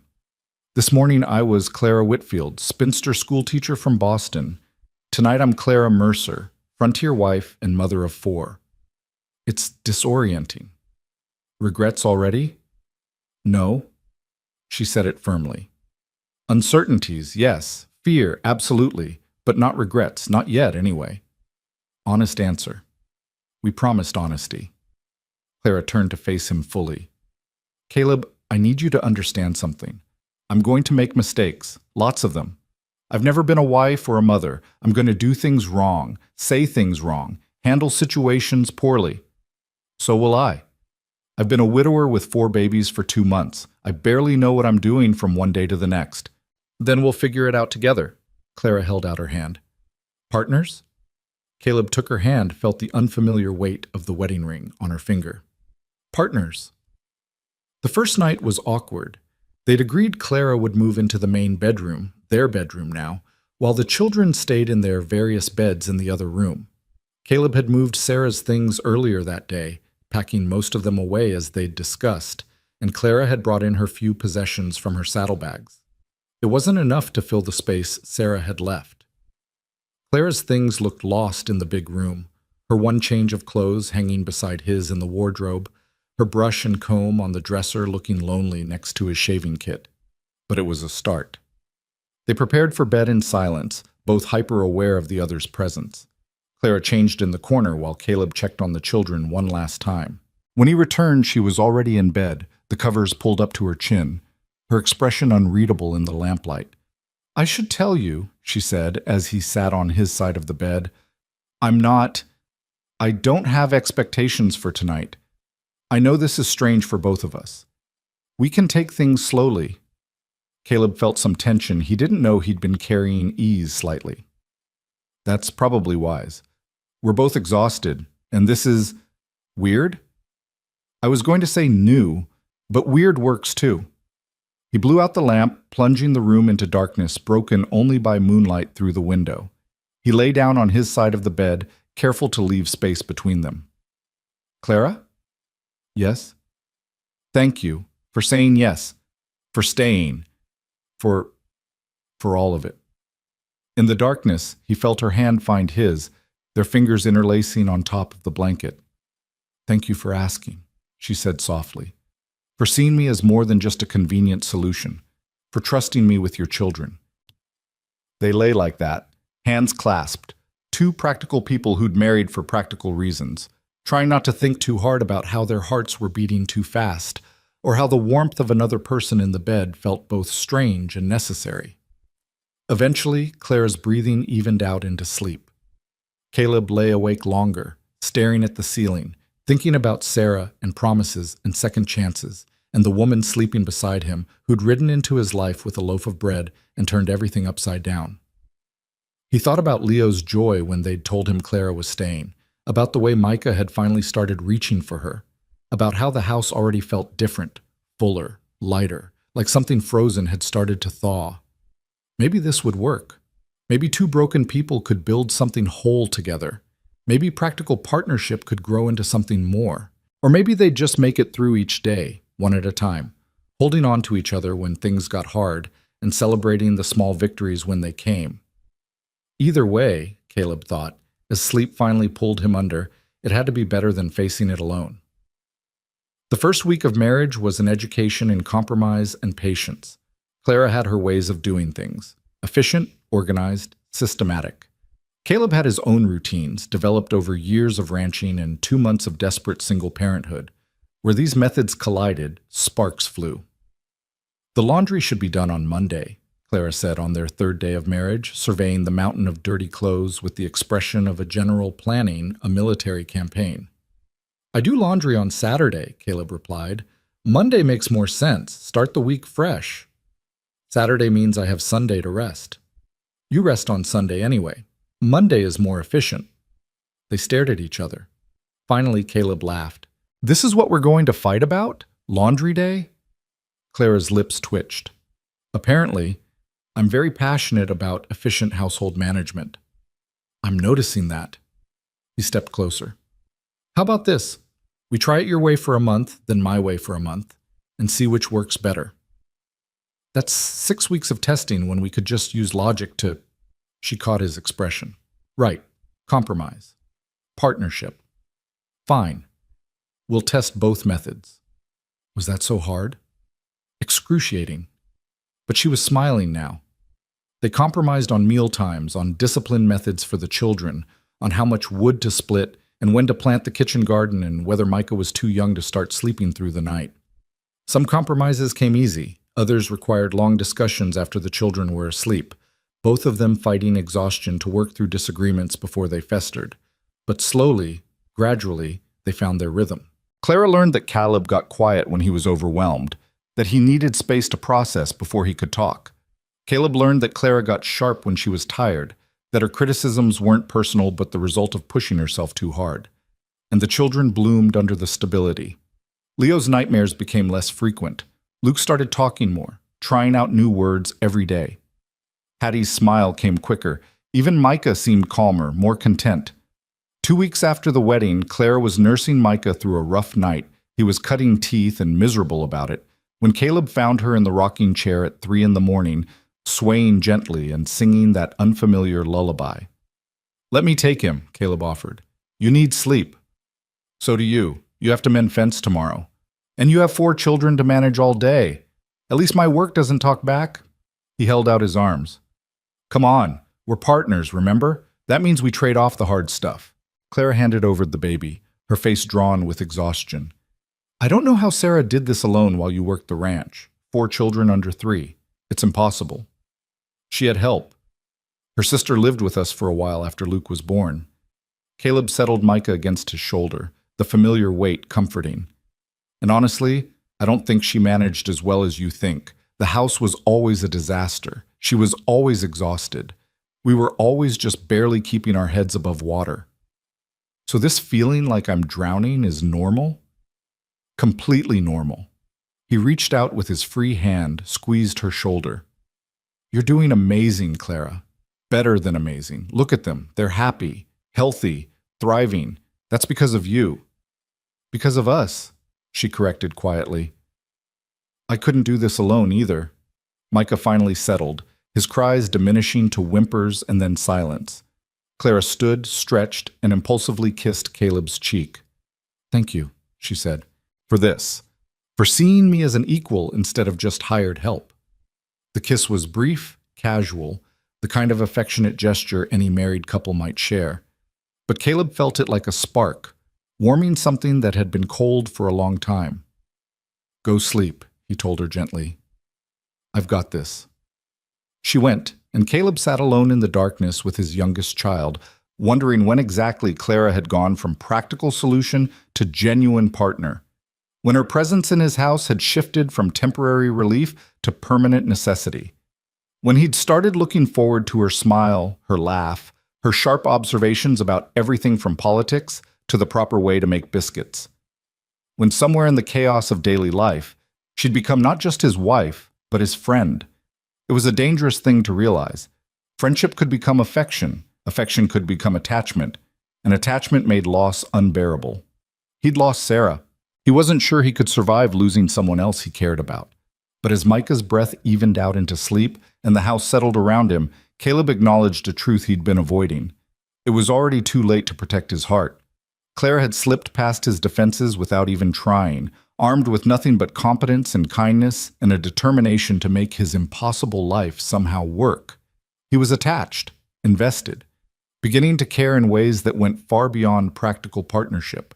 And judging by the gentle kiss she'd just given him, by the way her eyes lingered on him when she thought he wasn't looking, by the small gestures of affection that had started creeping into their daily interactions, she might be feeling it too. The question was what they'd do about it, whether they'd acknowledge this shift from practical to personal, or whether they'd keep pretending this was just a marriage of convenience when it was clearly becoming something more. Caleb looked down at Micah, sleeping peacefully now, and made a decision. He'd promised Clara honesty. That meant being honest about this too, even if it was terrifying. Tomorrow he'd tell her. Tomorrow, they'd talk about what was growing between them and decide together how to navigate it. Tomorrow, he'd take another leap and trust they'd figure out how to fly. But tonight, he'd just hold his son and listen to his wife sleeping in the next room and let himself feel grateful for the strange twists of fate that had brought them all together. Tomorrow came with rain hammering the roof and thunder rolling across the prairie like cannon fire. The children woke scared, Luke crying and Hattie clinging to the crib rails with wide eyes. Clara was up before Caleb could move, gathering them close and speaking in that calm voice that seemed to make everything less frightening. "It's just a storm, darlings. Just noise. The house is strong. We're all safe together." Caleb watched from the doorway as she settled them in the front room. Leo pressed against her right side, Luke on her left, Hattie in her lap, Micah cradled in one arm. She'd become an expert at holding multiple children at once, her body a shelter they instinctively sought when the world got loud. The conversation he'd planned would have to wait. The fence mending would have to wait. Everything would wait while the storm passed and his family needed tending. Family. When had he started thinking of them that way? Not just his children and his convenient wife, but his family, complete and whole, despite how recently it had been assembled. Clara looked up and caught him watching. Something passed between them, some wordless understanding, and she smiled. Not her practical smile, not her capable manager of chaos smile, but something softer, something real. "Coffee?" she mouthed over the children's heads. He nodded, moved to the kitchen, and started the morning routine while she kept the children calm. This was their rhythm now, trading off responsibilities, covering for each other, working in tandem like a team that had been together for years instead of weeks. By mid-morning, the storm had settled into steady rain, and the children had gotten restless. Clara organized them into helping make bread, letting Leo knead dough while Luke made a mess with flour, and Hattie banged a wooden spoon on the table. Micah watched from his cradle, occasionally kicking his legs in approval. Caleb worked on harness repairs at the kitchen table, close enough to help if needed, but trying to stay out of Clara's way. He watched her teach Leo how to fold the dough, watched her patience when Luke dumped flour on the floor for the third time, watched her kiss Hattie's floury nose and make the little girl giggle. She was good at this. Not just competent, good. She genuinely enjoyed them, found joy in their chaos instead of just enduring it. And they knew it, responded to it, bloomed under it. "Mama Clara," Leo said suddenly, looking up from his kneading with serious eyes. "Are you going to have a baby?" Clara's hand stilled in the dough. The kitchen went very quiet except for the rain outside. Clara glanced at Caleb, her expression unreadable. "That's not something we can plan, sweetheart. Babies come when they come." "But do you want one?" Leo persisted with the relentless logic of a 3-year-old.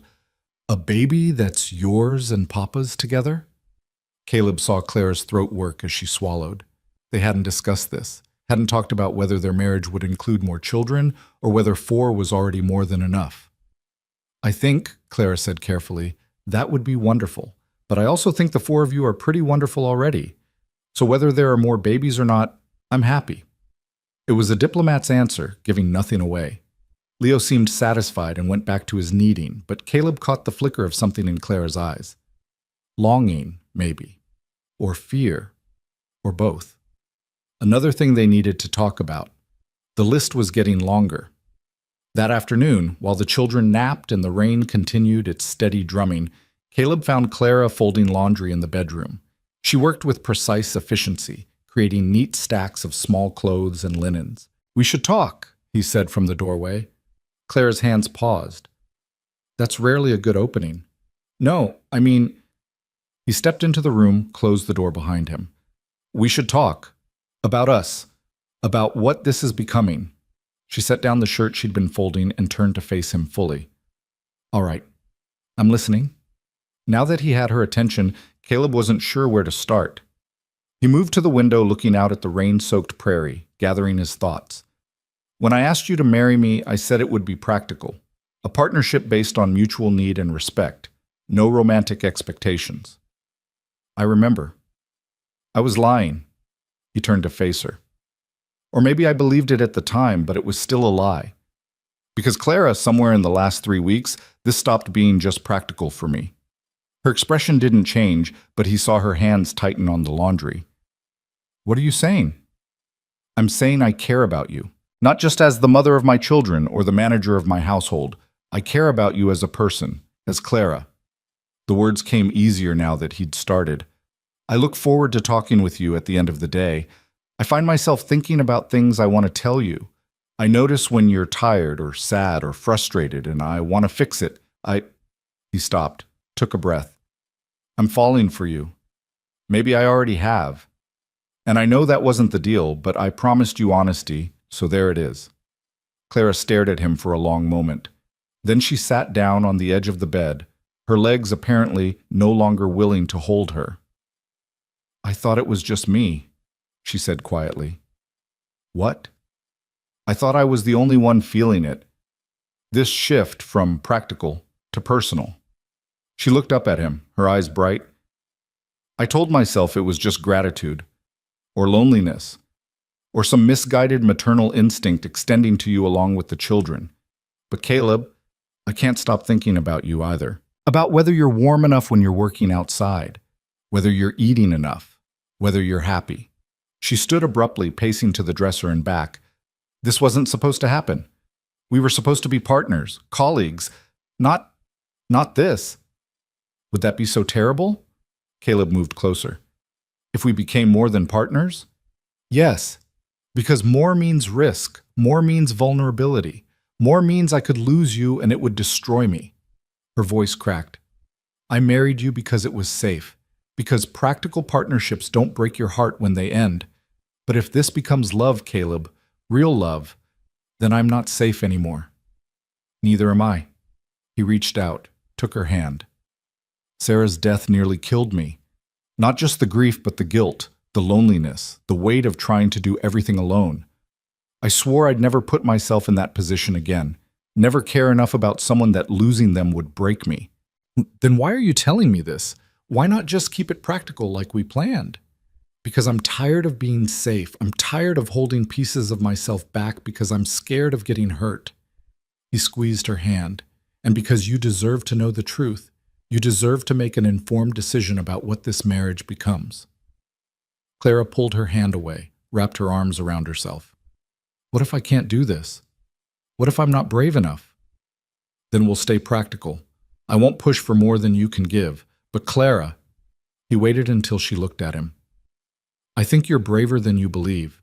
You rode up to a dying stranger and saved his life. You agreed to marry a widower with 4 babies after knowing him less than a week. You left behind everything familiar to build a life in a place you'd never been. That's not the behavior of someone who plays it safe. That was different. Those were calculated risks based on logical assessment of circumstances. Was it logical when you tore up your list of pros and cons? She flinched slightly. No. Was it logical when you held me through the fever and let me say things I probably shouldn't have? No. Was it logical when you started calling this place home? When you started looking at those children like they were yours? When you started looking at me like... He stopped, not quite brave enough to finish that sentence. Clara finished it for him. Like I was falling in love with you too? The words hung in the air between them, terrifying and exhilarating. Yes, Caleb said hoarsely. Like that. Clara closed her eyes, took a shaking breath, and when she opened them again, there were tears on her cheeks. I don't know how to do this. How to be in love. My engagement back in Boston wasn't real. He was lying the whole time, and I convinced myself I didn't care, that I was better off alone. But the truth is, I was just scared. Scared of trusting someone and being wrong. Scared of giving my heart away and having it broken. I'm scared too. Caleb moved closer until only inches separated them. Terrified, actually, but I'm more scared of living the rest of my life wondering what we could have been if we'd been brave enough to try. What if it doesn't work? What if we try and fail and everything falls apart? What if it does work? He reached up, gently wiped a tear from her cheek. What if we try and succeed and build something beautiful together? What if this practical marriage becomes the greatest love story either of us ever has? Clara laughed, a sound caught between sob and genuine amusement. That's very romantic for someone who claimed to be practical. You're corrupting me, making me believe in possibilities again. He let his hand linger on her cheek. So what do you say, Mrs. Mercer? Are we brave enough to fall in love? Clara leaned into his touch, her eyes searching his face like she was memorizing every detail. I think maybe we don't have a choice. I think maybe we're already there and we're just too scared to admit it. Then let's admit it, right here, right now. Caleb took her face in both hands. Clara, I love you. Not just for what you do for my children or my ranch. I love you for your sharp wit and your competence and the way you make everything better just by being in it. I love how you're kind without being soft, how you're strong without being hard.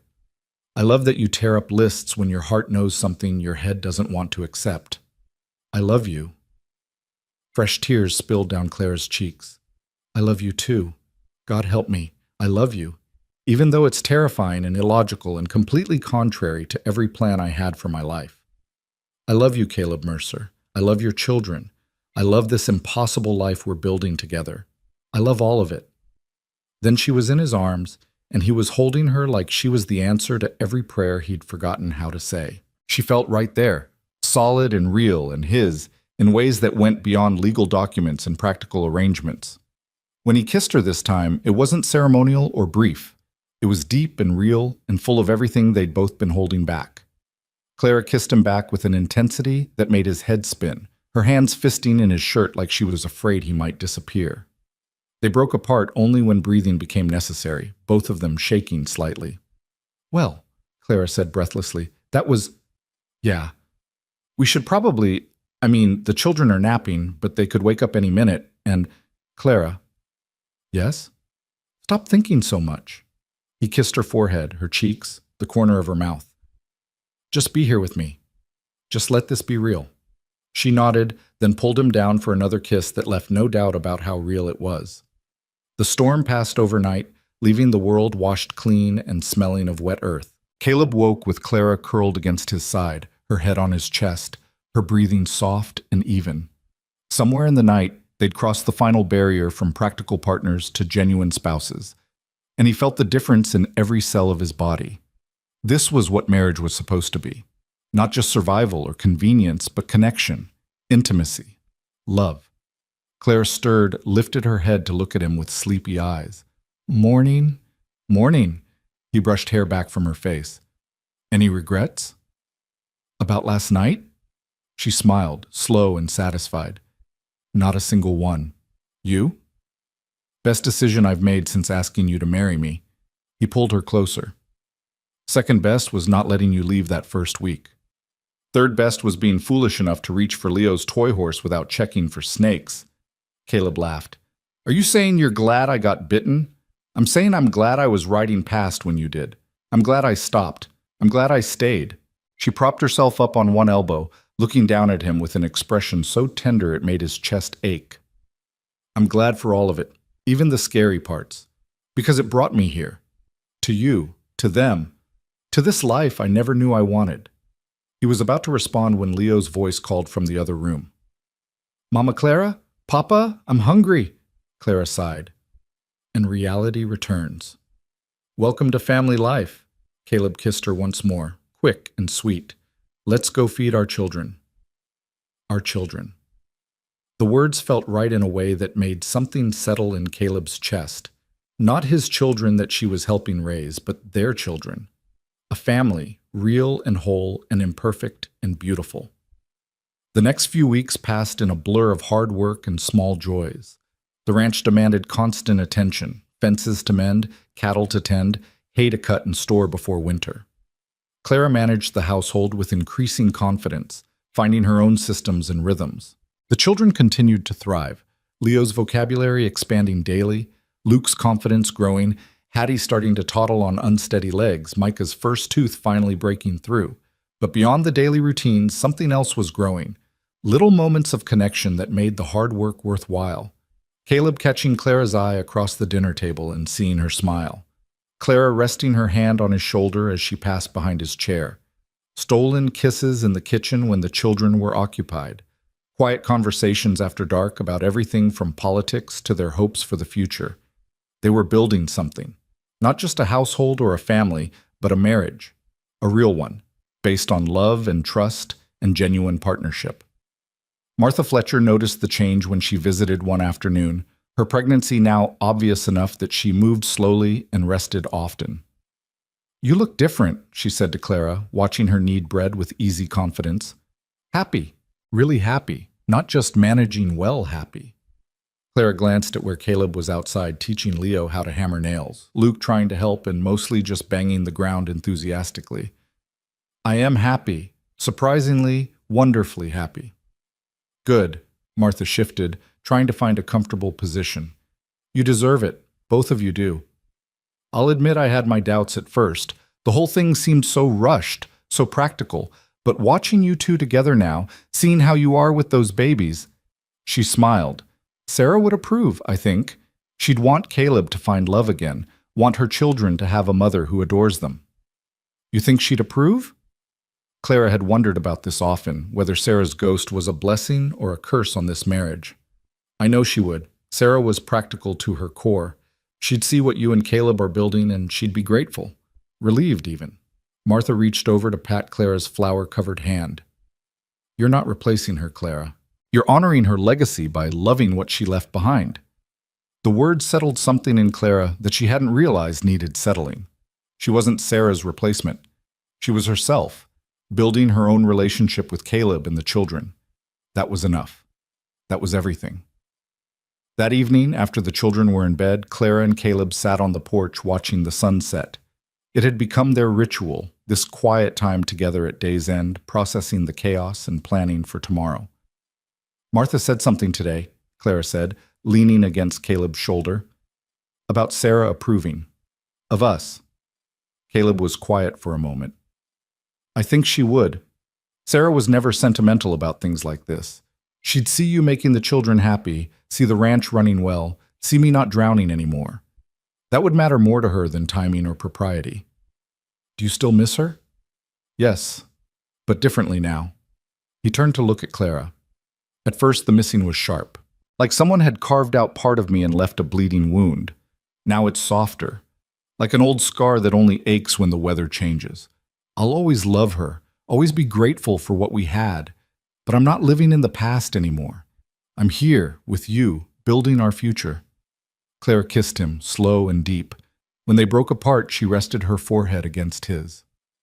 "I have something to tell you, something I've been trying to find the right moment for, but there's never a perfect time, so I'm just going to say it." Caleb pulled back slightly, searching her face. "You're worrying me." "Don't be worried. It's good news. At least, I think it's good news. I hope it's good news." She took a breath. "Caleb, I'm pregnant." For a moment, he just stared at her. Then, we're going to have a baby, sometime in late spring, if I'm calculating correctly." She watched his face anxiously. "I know we never talked about more children. I know 4 is already a lot, but She didn't get to finish because Caleb was kissing her, lifting her off the porch step and spinning her around, laughing like a man who'd just been given the greatest gift of his life. "Careful," Clara protested, laughing too. "You'll drop me." "Never." He set her down gently, his hands framing her face. "Clara, this is amazing, wonderful, perfect. A baby. Our baby." "You're not upset? Not worried about having another mouth to feed? Are you joking? This is..." He seemed unable to find words big enough. "This is everything. A baby that's ours together. That we made because we love each other. That's not a burden, Clara. That's a gift." Tears were streaming down Clara's face now, but she was smiling so wide it hurt. "I was so scared to tell you. Scared you'd think I'd tricked you or trapped you or..." "Stop." He kissed her tears away. "You didn't trick me. This is just life happening. Good life. Beautiful life." He dropped to his knees, pressed his ear to her still flat stomach. "Hello in there, little one. I'm your papa. I can't wait to meet you." Clara's hands came down to cradle his head, and she stood there on the porch with the man she loved kneeling before her, and felt more complete than she'd ever imagined possible. When Leo found them like that the next morning, Caleb's hand protective on Clara's stomach, her fingers threading through his hair, he climbed into their bed without hesitation. "Are you and Mama Clara making a baby?" he asked with the directness of childhood. Clara and Caleb exchanged glances. Then Clara pulled Leo close. We already made one, sweetheart. There's a baby growing in my belly right now. In a few months, you're going to be a big brother again. Leo's eyes went wide. Really? A real baby? Really, truly? Can it be a sister? I already have brothers. Caleb laughed. We'll have to wait and see. Babies decide that themselves. Leo considered this seriously, then nodded. Okay, but I hope it's a sister. Hattie needs someone to play dolls with. Luke appeared in the doorway then, followed by Micah's waking cries, and the intimate moment broke into the usual morning chaos. But as Clara moved to tend the children, Caleb caught her hand. I love you, he said, just loud enough for her to hear over the noise. I love you too. She squeezed his hand. Now, come on, Papa. Our family needs breakfast. Our family. The words wrapped around Caleb like a warm blanket. This was his family. 4 children he'd had with Sarah, 1 on the way with Clara, and the woman who'd walked into his life at exactly the right moment and turned everything around. He thought about that day with the rattlesnake, how close he'd come to dying, how close his children had come to being orphaned, how a chance meeting with a traveling schoolteacher had saved them all. Some would call it luck. Martha Fletcher called it providence. Caleb didn't know what to call it except miraculous, because against all odds, against all logic, this impossible situation had become the life he'd never dared to dream of. As he helped Clara make breakfast while Leo entertained his siblings, as he watched his wife move through their kitchen with growing confidence, as he thought about the baby growing inside her, Caleb felt something he hadn't felt since before Sarah got sick. He felt blessed, not despite the hardships or the struggles or the grief they'd both carried, but because of them. Because sometimes the hardest paths lead to the most beautiful destinations. Because sometimes the most practical decisions turn into the greatest love stories. Because sometimes a loaf of bread and a snake bite and a woman brave enough to take a chance are exactly what a broken family needs to become whole again. Winter came early that year, bringing snow that transformed the Wyoming prairie into an endless white canvas. Clara's pregnancy became more visible as the months passed, her body changing in ways that both terrified and amazed her. She'd delivered babies as part of her medical training in Boston, but carrying one was an entirely different experience. Caleb was relentlessly attentive, insisting she rest more, do less, let him handle things she'd been managing just fine. It was endearing and infuriating in equal measure. I'm pregnant, not an invalid, she said one morning when he tried to take the laundry basket from her hands for the 3rd time that week. I know that. I just want to help. You help by trusting me to know my own limits. She softened the words with a kiss to his cheek. I promise I'll tell you if I need to slow down, but right now I need to feel useful, need to feel like myself. You're more than useful, you're essential. Caleb took her free hand, his thumb rubbing circles on her palm. But I can't help worrying, after what happened with Sarah. I'm not Sarah. Clara set down the basket, turned to face him fully.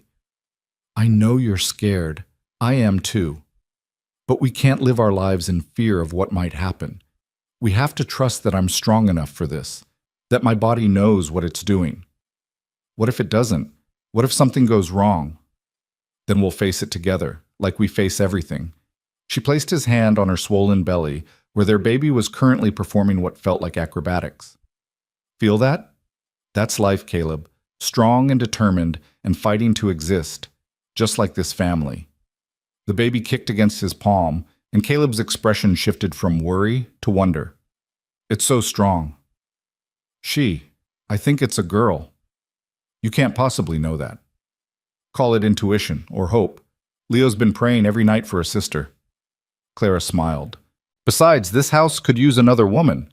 I'm outnumbered 4-1 right now. 5-1 if you count me. I definitely count you. She kissed him properly this time. Now stop hovering and go teach Leo his letters. He's been asking for you all morning. Caleb went, but not before extracting a promise that she'd call him if she felt tired. Clara watched him go, love and exasperation warring in her chest. He was trying so hard to protect her from a tragedy that might never happen. She understood it. The ghost of Sarah's death haunted them both in different ways, but she refused to let fear dictate their lives. The children adapted to the coming baby with varying degrees of understanding. Leo was excited, constantly talking about all the things he'd teach his new sibling. Luke seemed mystified by the concept, but accepted it with his usual equanimity. Hattie liked to pat Clara's belly and babble at it in her own language. And Micah, now walking and getting into everything, remained blissfully oblivious to the changes coming. Martha Fletcher visited regularly despite her own advanced pregnancy, bringing gossip from town and practical advice about childbirth. She delivered 3 healthy babies and had opinions on everything from diet to exercise to the best position for labor. "Don't let Caleb coddle you too much," she said one afternoon, watching Clara scrub the kitchen table with determination. "Men mean well, but they'll have you lying in bed for 9 months if you let them. Your body needs movement, needs to stay strong for the work ahead. Tell that to my husband. He acts like I might shatter if I lift anything heavier than a teacup." Martha laughed. "Tom was the same way with our first, nearly drove me mad. But it comes from love, Clara. They can't carry the baby themselves, so they try to carry everything else."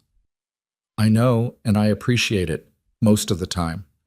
Clara sat down heavily, her back aching. "But sometimes I miss just being Clara. Not pregnant Clara, who needs constant monitoring. Just me." "You're still you, just you with something extra." Martha reached over to pat her hand. "And speaking of extra, have you two discussed what happens if there are complications? Have you made plans?"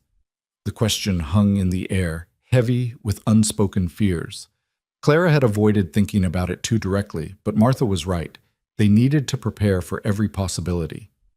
"We've talked about it," Clara said quietly. "Caleb wants Dr. Harrison here for the birth. I agreed, even though I've delivered babies myself and know what to expect. It gives him peace of mind.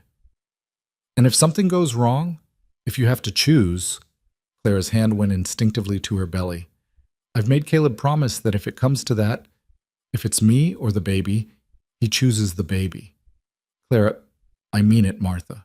These children," she gestured toward the front room where Leo was reading to his siblings, his serious little voice narrating a story about a brave knight. "They need a mother, and Caleb needs a wife, but they can find another mother, another wife. This baby only has one chance at life. If my body fails, if something goes wrong, I need to know they'll save the baby." Martha's eyes were bright with tears. "Does Caleb know you feel this way?" "He knows. He doesn't agree, but he knows." Clara blinked back her own tears. "He'd choose me. I know he would. So I've made Dr. Harrison promise that if I'm unconscious, if I can't speak for myself, he'll do what's medically necessary to save the baby first." That's a heavy burden to put on a doctor. It's a heavier burden to let a child die because you were too selfish to make the hard choice. Clara stood, moving to the window to watch Caleb working in the barn. "I love him, Martha, more than I thought possible, but I love this baby too. And I won't let my fear of dying keep this child from living."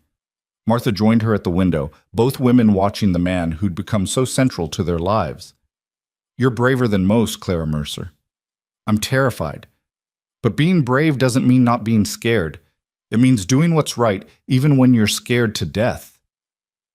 When Caleb came in for dinner that evening, Clara pulled him aside before they sat down with the children.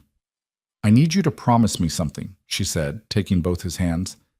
"If this is about the baby again, it is. And I need you to actually promise, not just placate me." She waited until he met her eyes. "If something goes wrong during the birth, if there has to be a choice, you'll choose the baby." "Clara, we've talked about this. I can't." "You can. You have to." She squeezed his hands hard enough to hurt.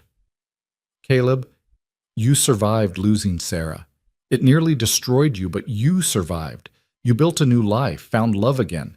The children would survive losing me too, but that baby, our baby, doesn't get another chance. If we lose this baby because you chose me, we'll both carry that guilt forever. Please, promise me." Caleb pulled his hands away, running them through his hair in frustration. "You're asking me to agree to let you die. I'm asking you to agree to save our child if it comes to that. There's a difference." "Not to me." His voice broke. "Clara, I just found you, found happiness again. The idea of losing you, of the children losing you, then do everything possible to make sure it doesn't come to that. Make sure I'm strong and healthy. Make sure I have the best care. But if despite everything it still goes wrong, then you save the baby. You save our daughter. You really think it's a girl? I know it is. Clara moved closer, resting her head against his chest. And I know she's going to be beautiful and strong and everything we hoped for. But Caleb, I need to know that if I can't be there to raise her, you'll tell her about me. Tell her I wanted her so much I was willing to die for her. Tell her she was loved before she even took her first breath. Caleb's arms came around her, holding tight. Don't talk like that. You're going to be fine. You're going to be there to raise her yourself and tell her all of this when she's older. I hope so, but if I'm not, then I'll tell her. His voice was rough with emotion. I'll tell her about the school teacher who rode up with a loaf of bread and saved us all. About the woman who married a desperate widower and turned his house into a home. About the mother who loved her children, all of them, so fiercely she'd give her life for theirs. Clara cried then, great racking sobs that she'd been holding back for months. All the fear and hope and overwhelming love she felt for this baby, this man, this impossible family they'd built together. Caleb held her through it, his own tears falling into her hair. When she finally calmed, he cupped her face in his hands. But you're not dying. Do you hear me? I'm not accepting that as an outcome. You're going to deliver this baby safely, and then you're going to help me raise all 5 of these children and grow old with me on this ranch. That's the future we're choosing. That's the only future I'm accepting. Clara managed a watery smile. Bossy. Desperate. He kissed her forehead, her cheeks, her lips. I love you too much to lose you, so you're going to survive this, Clara Mercer. That's an order. Yes, sir. She kissed him back. Now come on. Those children are probably wondering what's taking so long. They pulled themselves together and went in to dinner, both of them wearing forced smiles that didn't quite hide their red eyes. But Leo, perceptive as always, saw through it immediately. Are you sad about the baby? He asked Clara as she served his plate. No, sweetheart. I'm happy about the baby. Just a little scared, too. Why? Clara exchanged a glance with Caleb, then knelt beside Leo's chair, taking his small hands in hers. Having a baby is hard work. It can be scary, but it's also wonderful and beautiful and worth being a little scared. Like when I learned to swim, I was scared, but Papa said I could do it, and I did. Exactly like that. Clara kissed his knuckles. And just like Papa helped you learn to swim, he's going to help me through having this baby. We all help each other in this family, remember? Leo nodded seriously. I'll help too. I'll be very quiet when the baby comes so you can rest. Thank you, love. That helps more than you know. The winter deepened, and Clara's pregnancy progressed. Her back ached constantly, her feet swelled, and sleep became increasingly elusive. But she pushed through, determined to keep the household running smoothly, right up until the moment labor began. Dr. Harrison visited twice a month, checking her progress, and pronounced everything normal. You're strong as an ox, Mrs. Mercer. I don't anticipate any complications, but we'll be prepared for anything. And you remember what I told you? Clara asked quietly while Caleb was outside with the children. About priorities if something goes wrong? Harrison's expression grew troubled. I remember, though I don't like it, and your husband certainly doesn't agree. My husband doesn't have to agree. He just has to accept it. Clara met the doctor's eyes steadily. I'm trusting you to honor my wishes, Dr. Harrison. Can you do that? After a long pause, the old doctor nodded.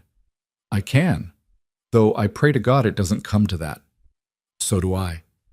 Spring came slowly, the snow melting in fits and starts, revealing the brown earth beneath. Clara's due date approached and then passed, the baby apparently content to stay where it was. Caleb grew increasingly anxious, hovering more than ever until Clara finally lost her temper. For God's sake, Caleb, I'm fine. The baby will come when the baby comes.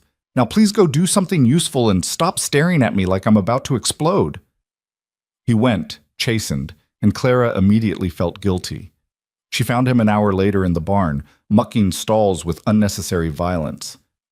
I'm sorry, she said from the doorway. I shouldn't have snapped at you. You're right, though. I'm being ridiculous. He didn't stop working. I just can't shake this feeling that something's going to go wrong, that I'm going to lose you like I lost Sarah. Clara moved closer, careful on the uneven floor. You're not going to lose me. You don't know that. No, but I believe it. I believe I'm strong enough to do this. I believe our baby is strong enough. And I believe we're going to have many, many years together, watching all our children grow up and being irritated with each other over stupid things like laundry day. She took the pitchfork from his hands, set it aside, and wrapped her arms around him as best she could with her belly between them. Trust me, Caleb. Trust us. He held her carefully, like she was made of glass. I'm trying. I know, and I love you for it. But you need to let go of the fear, need to have faith that everything will work out. How? How do you have that kind of faith after everything we've both been through? Clara was quiet for a moment, thinking about the question. Because the alternative is living in constant terror, and I refuse to let fear steal our joy. We've been given something precious here, this love, this family, this life. I won't waste it worrying about what might go wrong. I choose to focus on everything that's going right. Caleb pressed his face into her hair. When did you get so wise? I've always been wise. You just didn't notice because you were too busy trying to die from a snake bite. He laughed despite himself, and Clara felt the tension ease out of his body. Fair point. They stood like that for a long while, holding each other in the dusty barn, the smell of hay and horses and new beginnings surrounding them. And when they finally went back to the house, Caleb's fear hadn't disappeared, but it had diminished, enough to let him breathe again, enough to let him hope. The labor started on a Tuesday morning, 3 weeks past Claire's due date.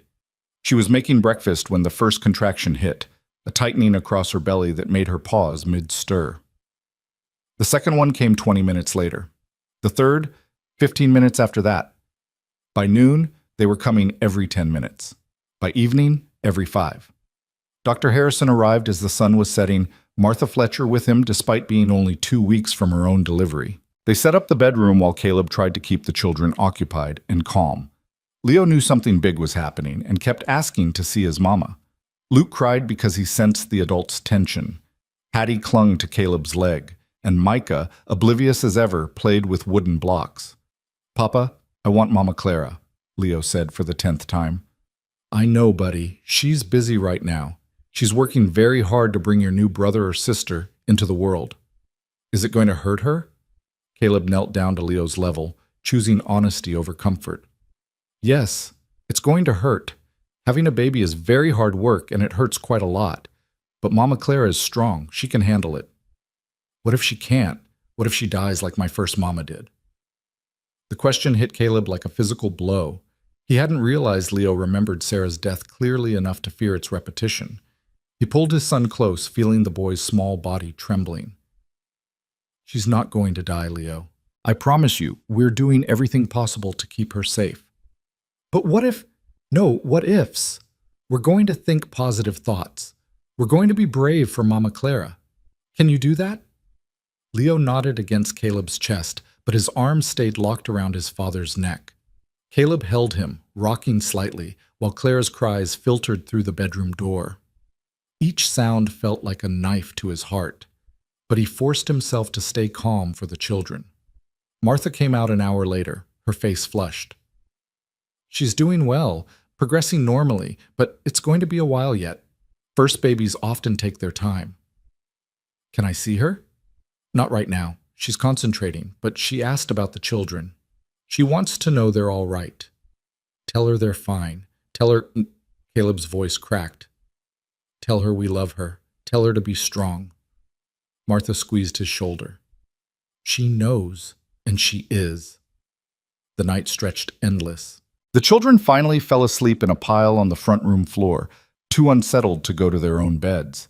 Caleb sat with them, listening to Clara's laboring sounds grow more intense. Dr. Harrison came out periodically to update him, each time saying everything was progressing normally. But normal was taking forever. Normal was his wife in agony on the other side of that door. Normal was torture. Around 3 a.m, Harrison emerged again, his expression serious. There's a complication. Caleb's heart stopped. What kind of complication? The baby's in a difficult position. Breech. I'm going to try to turn it, but if that doesn't work... He didn't finish the sentence. But Clara is doing everything right. This isn't her fault. Sometimes babies just don't cooperate. Harrison met Caleb's eyes. I need you to prepare yourself for the possibility that I might have to make difficult choices. No. Caleb stood, terror flooding through him. No, you save her. You save Clara. That's an order. Your wife gave me different orders, quite emphatically. I don't care what she said. You save her first. The baby second. Do you understand? Harrison's expression was grave. Mr. Mercer, I'm going to do everything in my power to save them both. But if it comes down to a choice, I have to honor your wife's wishes. She's my patient. Her autonomy matters. Her life matters more. To you, perhaps. But she's made her decision. As her doctor, I have to respect that. Harrison turned back toward the bedroom. I'm going to try turning the baby now. Pray it works. He disappeared back into the room, leaving Caleb alone with his sleeping children and his mounting terror. He wanted to burst through that door to tell Clara she didn't get to sacrifice herself, to tell Harrison he'd sue him or kill him, or both if he let Clara die. But he'd promised her honesty, partnership, respect for her choices even when he disagreed with them. So instead of barging in, he dropped to his knees beside his sleeping children and prayed harder than he'd ever prayed in his life. 30 minutes later, a baby's cry pierced the night. Caleb's head snapped up. That was good, wasn't it? A crying baby meant a living baby. But what about Clara? Martha emerged, tears streaming down her face, but she was smiling. It's a girl, beautiful and healthy and already mad at the world for being born. Clara? Tired, torn pretty badly, but alive. Martha's smile widened. She did it, Caleb. She brought that baby into the world, and she's fine. They're both fine. The relief that crashed through Caleb nearly knocked him over. He sagged against the wall, his legs suddenly unable to hold him. Can I see her? Give us a few minutes to clean up. Then, yes. Those few minutes felt like hours, but finally Harrison opened the bedroom door and gestured him in. Caleb stepped inside and his breath caught. Clara lay propped against pillows, her hair plastered to her head with sweat, her face pale with exhaustion. And in her arms, wrapped in a blanket Sarah had knitted years ago, was a tiny red-faced baby with a shock of dark hair. Come meet your daughter, Clara said, her voice hoarse but triumphant.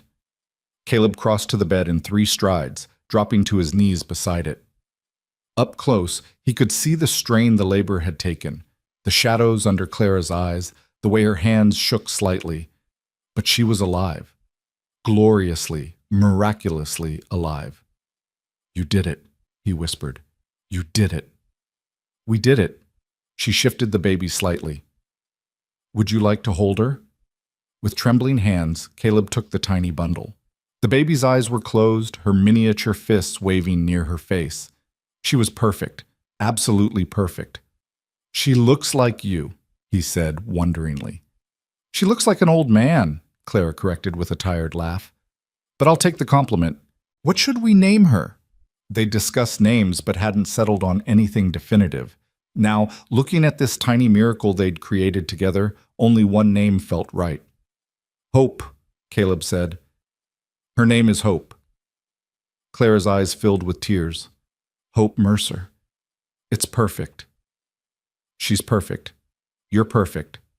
Caleb carefully handed the baby back to Clara and leaned in to kiss his wife's forehead. I thought I'd lost you. When Harrison said there were complications, but you didn't. I told you I was strong enough. Clara cradled Hope close. And Dr. Harrison is a miracle worker. He turned her at the last moment, saved us both. Thank God. Caleb buried his face against Clara's shoulder, the fear and relief warring inside him until he couldn't tell which was which. Don't ever scare me like that again. I'll try, but no promises. Babies have their own timeline. She ran her free hand through his hair. Now go get the children. They need to meet their sister. Caleb fetched the children, waking them gently. Leo was up first, his face splitting into a huge grin when he saw the baby. Is that her? Is that my sister? This is Hope, Clara confirmed. Come meet her. Leo approached cautiously, peering at the baby with serious eyes. She's really small. You were too once upon a time.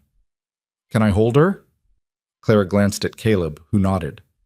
Together they helped Leo into the chair beside the bed and carefully placed Hope in his arms, showing him how to support her head. "Hello, Hope," Leo whispered. "I'm your big brother Leo. I'm going to teach you everything. How to read and how to ride horses and how to be brave when you're scared. And I'll protect you from mean kids at school and from monsters under the bed. I promise." Tears streamed down Clara's face as she watched her oldest son make his vow to his newest sister. Luke toddled over next, poking curiously at the baby's tiny hand. Hattie seemed mystified by the whole thing, and Micah, once he realized the attention wasn't on him, went back to playing with his blocks. But this moment with all her children around her, with Caleb's hand on her shoulder and baby Hope sleeping peacefully, this was everything Clara had never known she wanted. This was family. This was home. This was love in its purest, most chaotic, most beautiful form. "Thank you," she whispered to Caleb. "For what?" "For asking me to stay, for giving me this, for being brave enough to take a chance on a school teacher with a loaf of bread." Caleb leaned down to kiss her.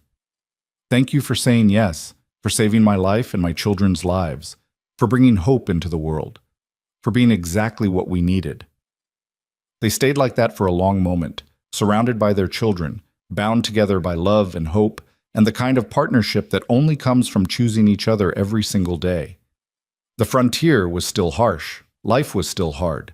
There would be more struggles ahead, more fears to face, more moments of doubt and difficulty, but they would face it together, as a family, as partners who'd become lovers, who'd become everything to each other. Martha was right. Sarah would have approved, would have been grateful that her children had found a mother who loved them fiercely, would have been happy that Caleb had found joy again instead of drowning in grief. And somewhere, Clara liked to think, Sarah was smiling, watching over the family she'd started and the woman who'd finished building it. Two mothers, one watching from heaven and one here on earth, both loving the same children with everything they had. Hope stirred in Leo's arms, making a tiny mewing sound. Clara took her back, settled her to her breast, and felt the rightness of it settle into her bones. This was where she belonged. Not in a Boston classroom teaching other people's children, but here on this Wyoming ranch raising her own, building a life with a man she'd fallen unexpectedly, impossibly, completely in love with. "So," Caleb said, settling beside her on the bed, careful not to jostle her. "One more?" Clara laughed, wincing slightly at the movement. "Ask me again in a year. Right now I'm quite content with 5. 5? Caleb shook his head in wonder. "When you rode up to my porch that day, if someone had told me that in less than a year I'd have 5 children and a wife I loved and a house full of laughter again, I wouldn't have believed them. When I rode up to your porch, if someone had told me I'd be married with 5 children in less than a year, I'd have had them committed to an asylum." Clara leaned against him, exhaustion finally catching up with her. "But here we are." "Here we are," Caleb echoed. "And I wouldn't change a single thing. Not even the snake bite? Especially not the snake bite. Best worst thing that ever happened to me." Clara smiled, her eyes drifting closed. "Wake me if hope needs me. I'm just going to rest for a moment." "Sleep as long as you need. I've got this." And he did. Caleb gathered his older children, got them settled back to sleep, then returned to the bedroom where Clara dozed with baby Hope in her arms. He carefully took the baby, settled into the rocking chair, and just watched them both. His wife, his daughter, his family. Outside, dawn was breaking over the Wyoming prairie, painting the sky in shades of pink and gold. A new day. A new beginning. A future stretched out before them, full of possibility and promise, and all the beautiful, ordinary moments that make up a life. Caleb thought about that loaf of bread Clara had been carrying the day she saved him. They'd never actually eaten it. By the time things had calmed down, it had gone stale. But in a way, that bread had done its job anyway, had brought Clara to his door at exactly the moment he needed her most, had started a chain of events that led to this moment, this family, this abundance of love. Sometimes salvation comes in unexpected forms. Sometimes it rides up on horseback with a medical kit and sharp intelligence. Sometimes it stays when logic says to leave, loves when wisdom says to guard your heart, builds a life when sense says to run back to safety. Sometimes salvation looks like a schoolteacher named Clara Whitfield who said yes to an impossible proposal and turned it into the greatest love story Caleb Mercer would ever know. Hope stirred in his arms, her tiny face scrunching up, and Caleb smiled. He had a daughter named Hope, and a wife named Clara, and 4 other children who were his whole heart. He had a ranch to run and a life to build, and years ahead filled with both struggle and joy.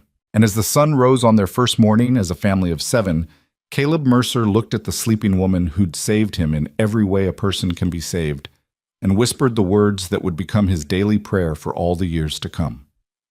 Thank you for the bread. Thank you for staying. Thank you for love.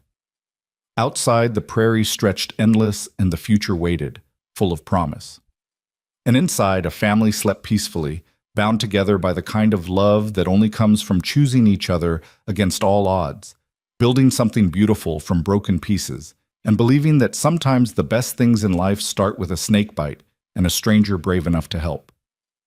The end came not with drama, but with contentment, with a baby nursing peacefully, with children sleeping soundly, with a man and woman who'd married for practical reasons discovering that the heart has its own logic, with a house that had been silent with grief learning to ring with laughter again.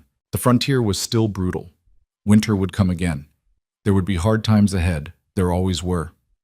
But in this moment, in this house, in this family that shouldn't have worked but did, there was everything that mattered: love, hope, partnership, home. And sometimes, that's all the happy ending anyone needs.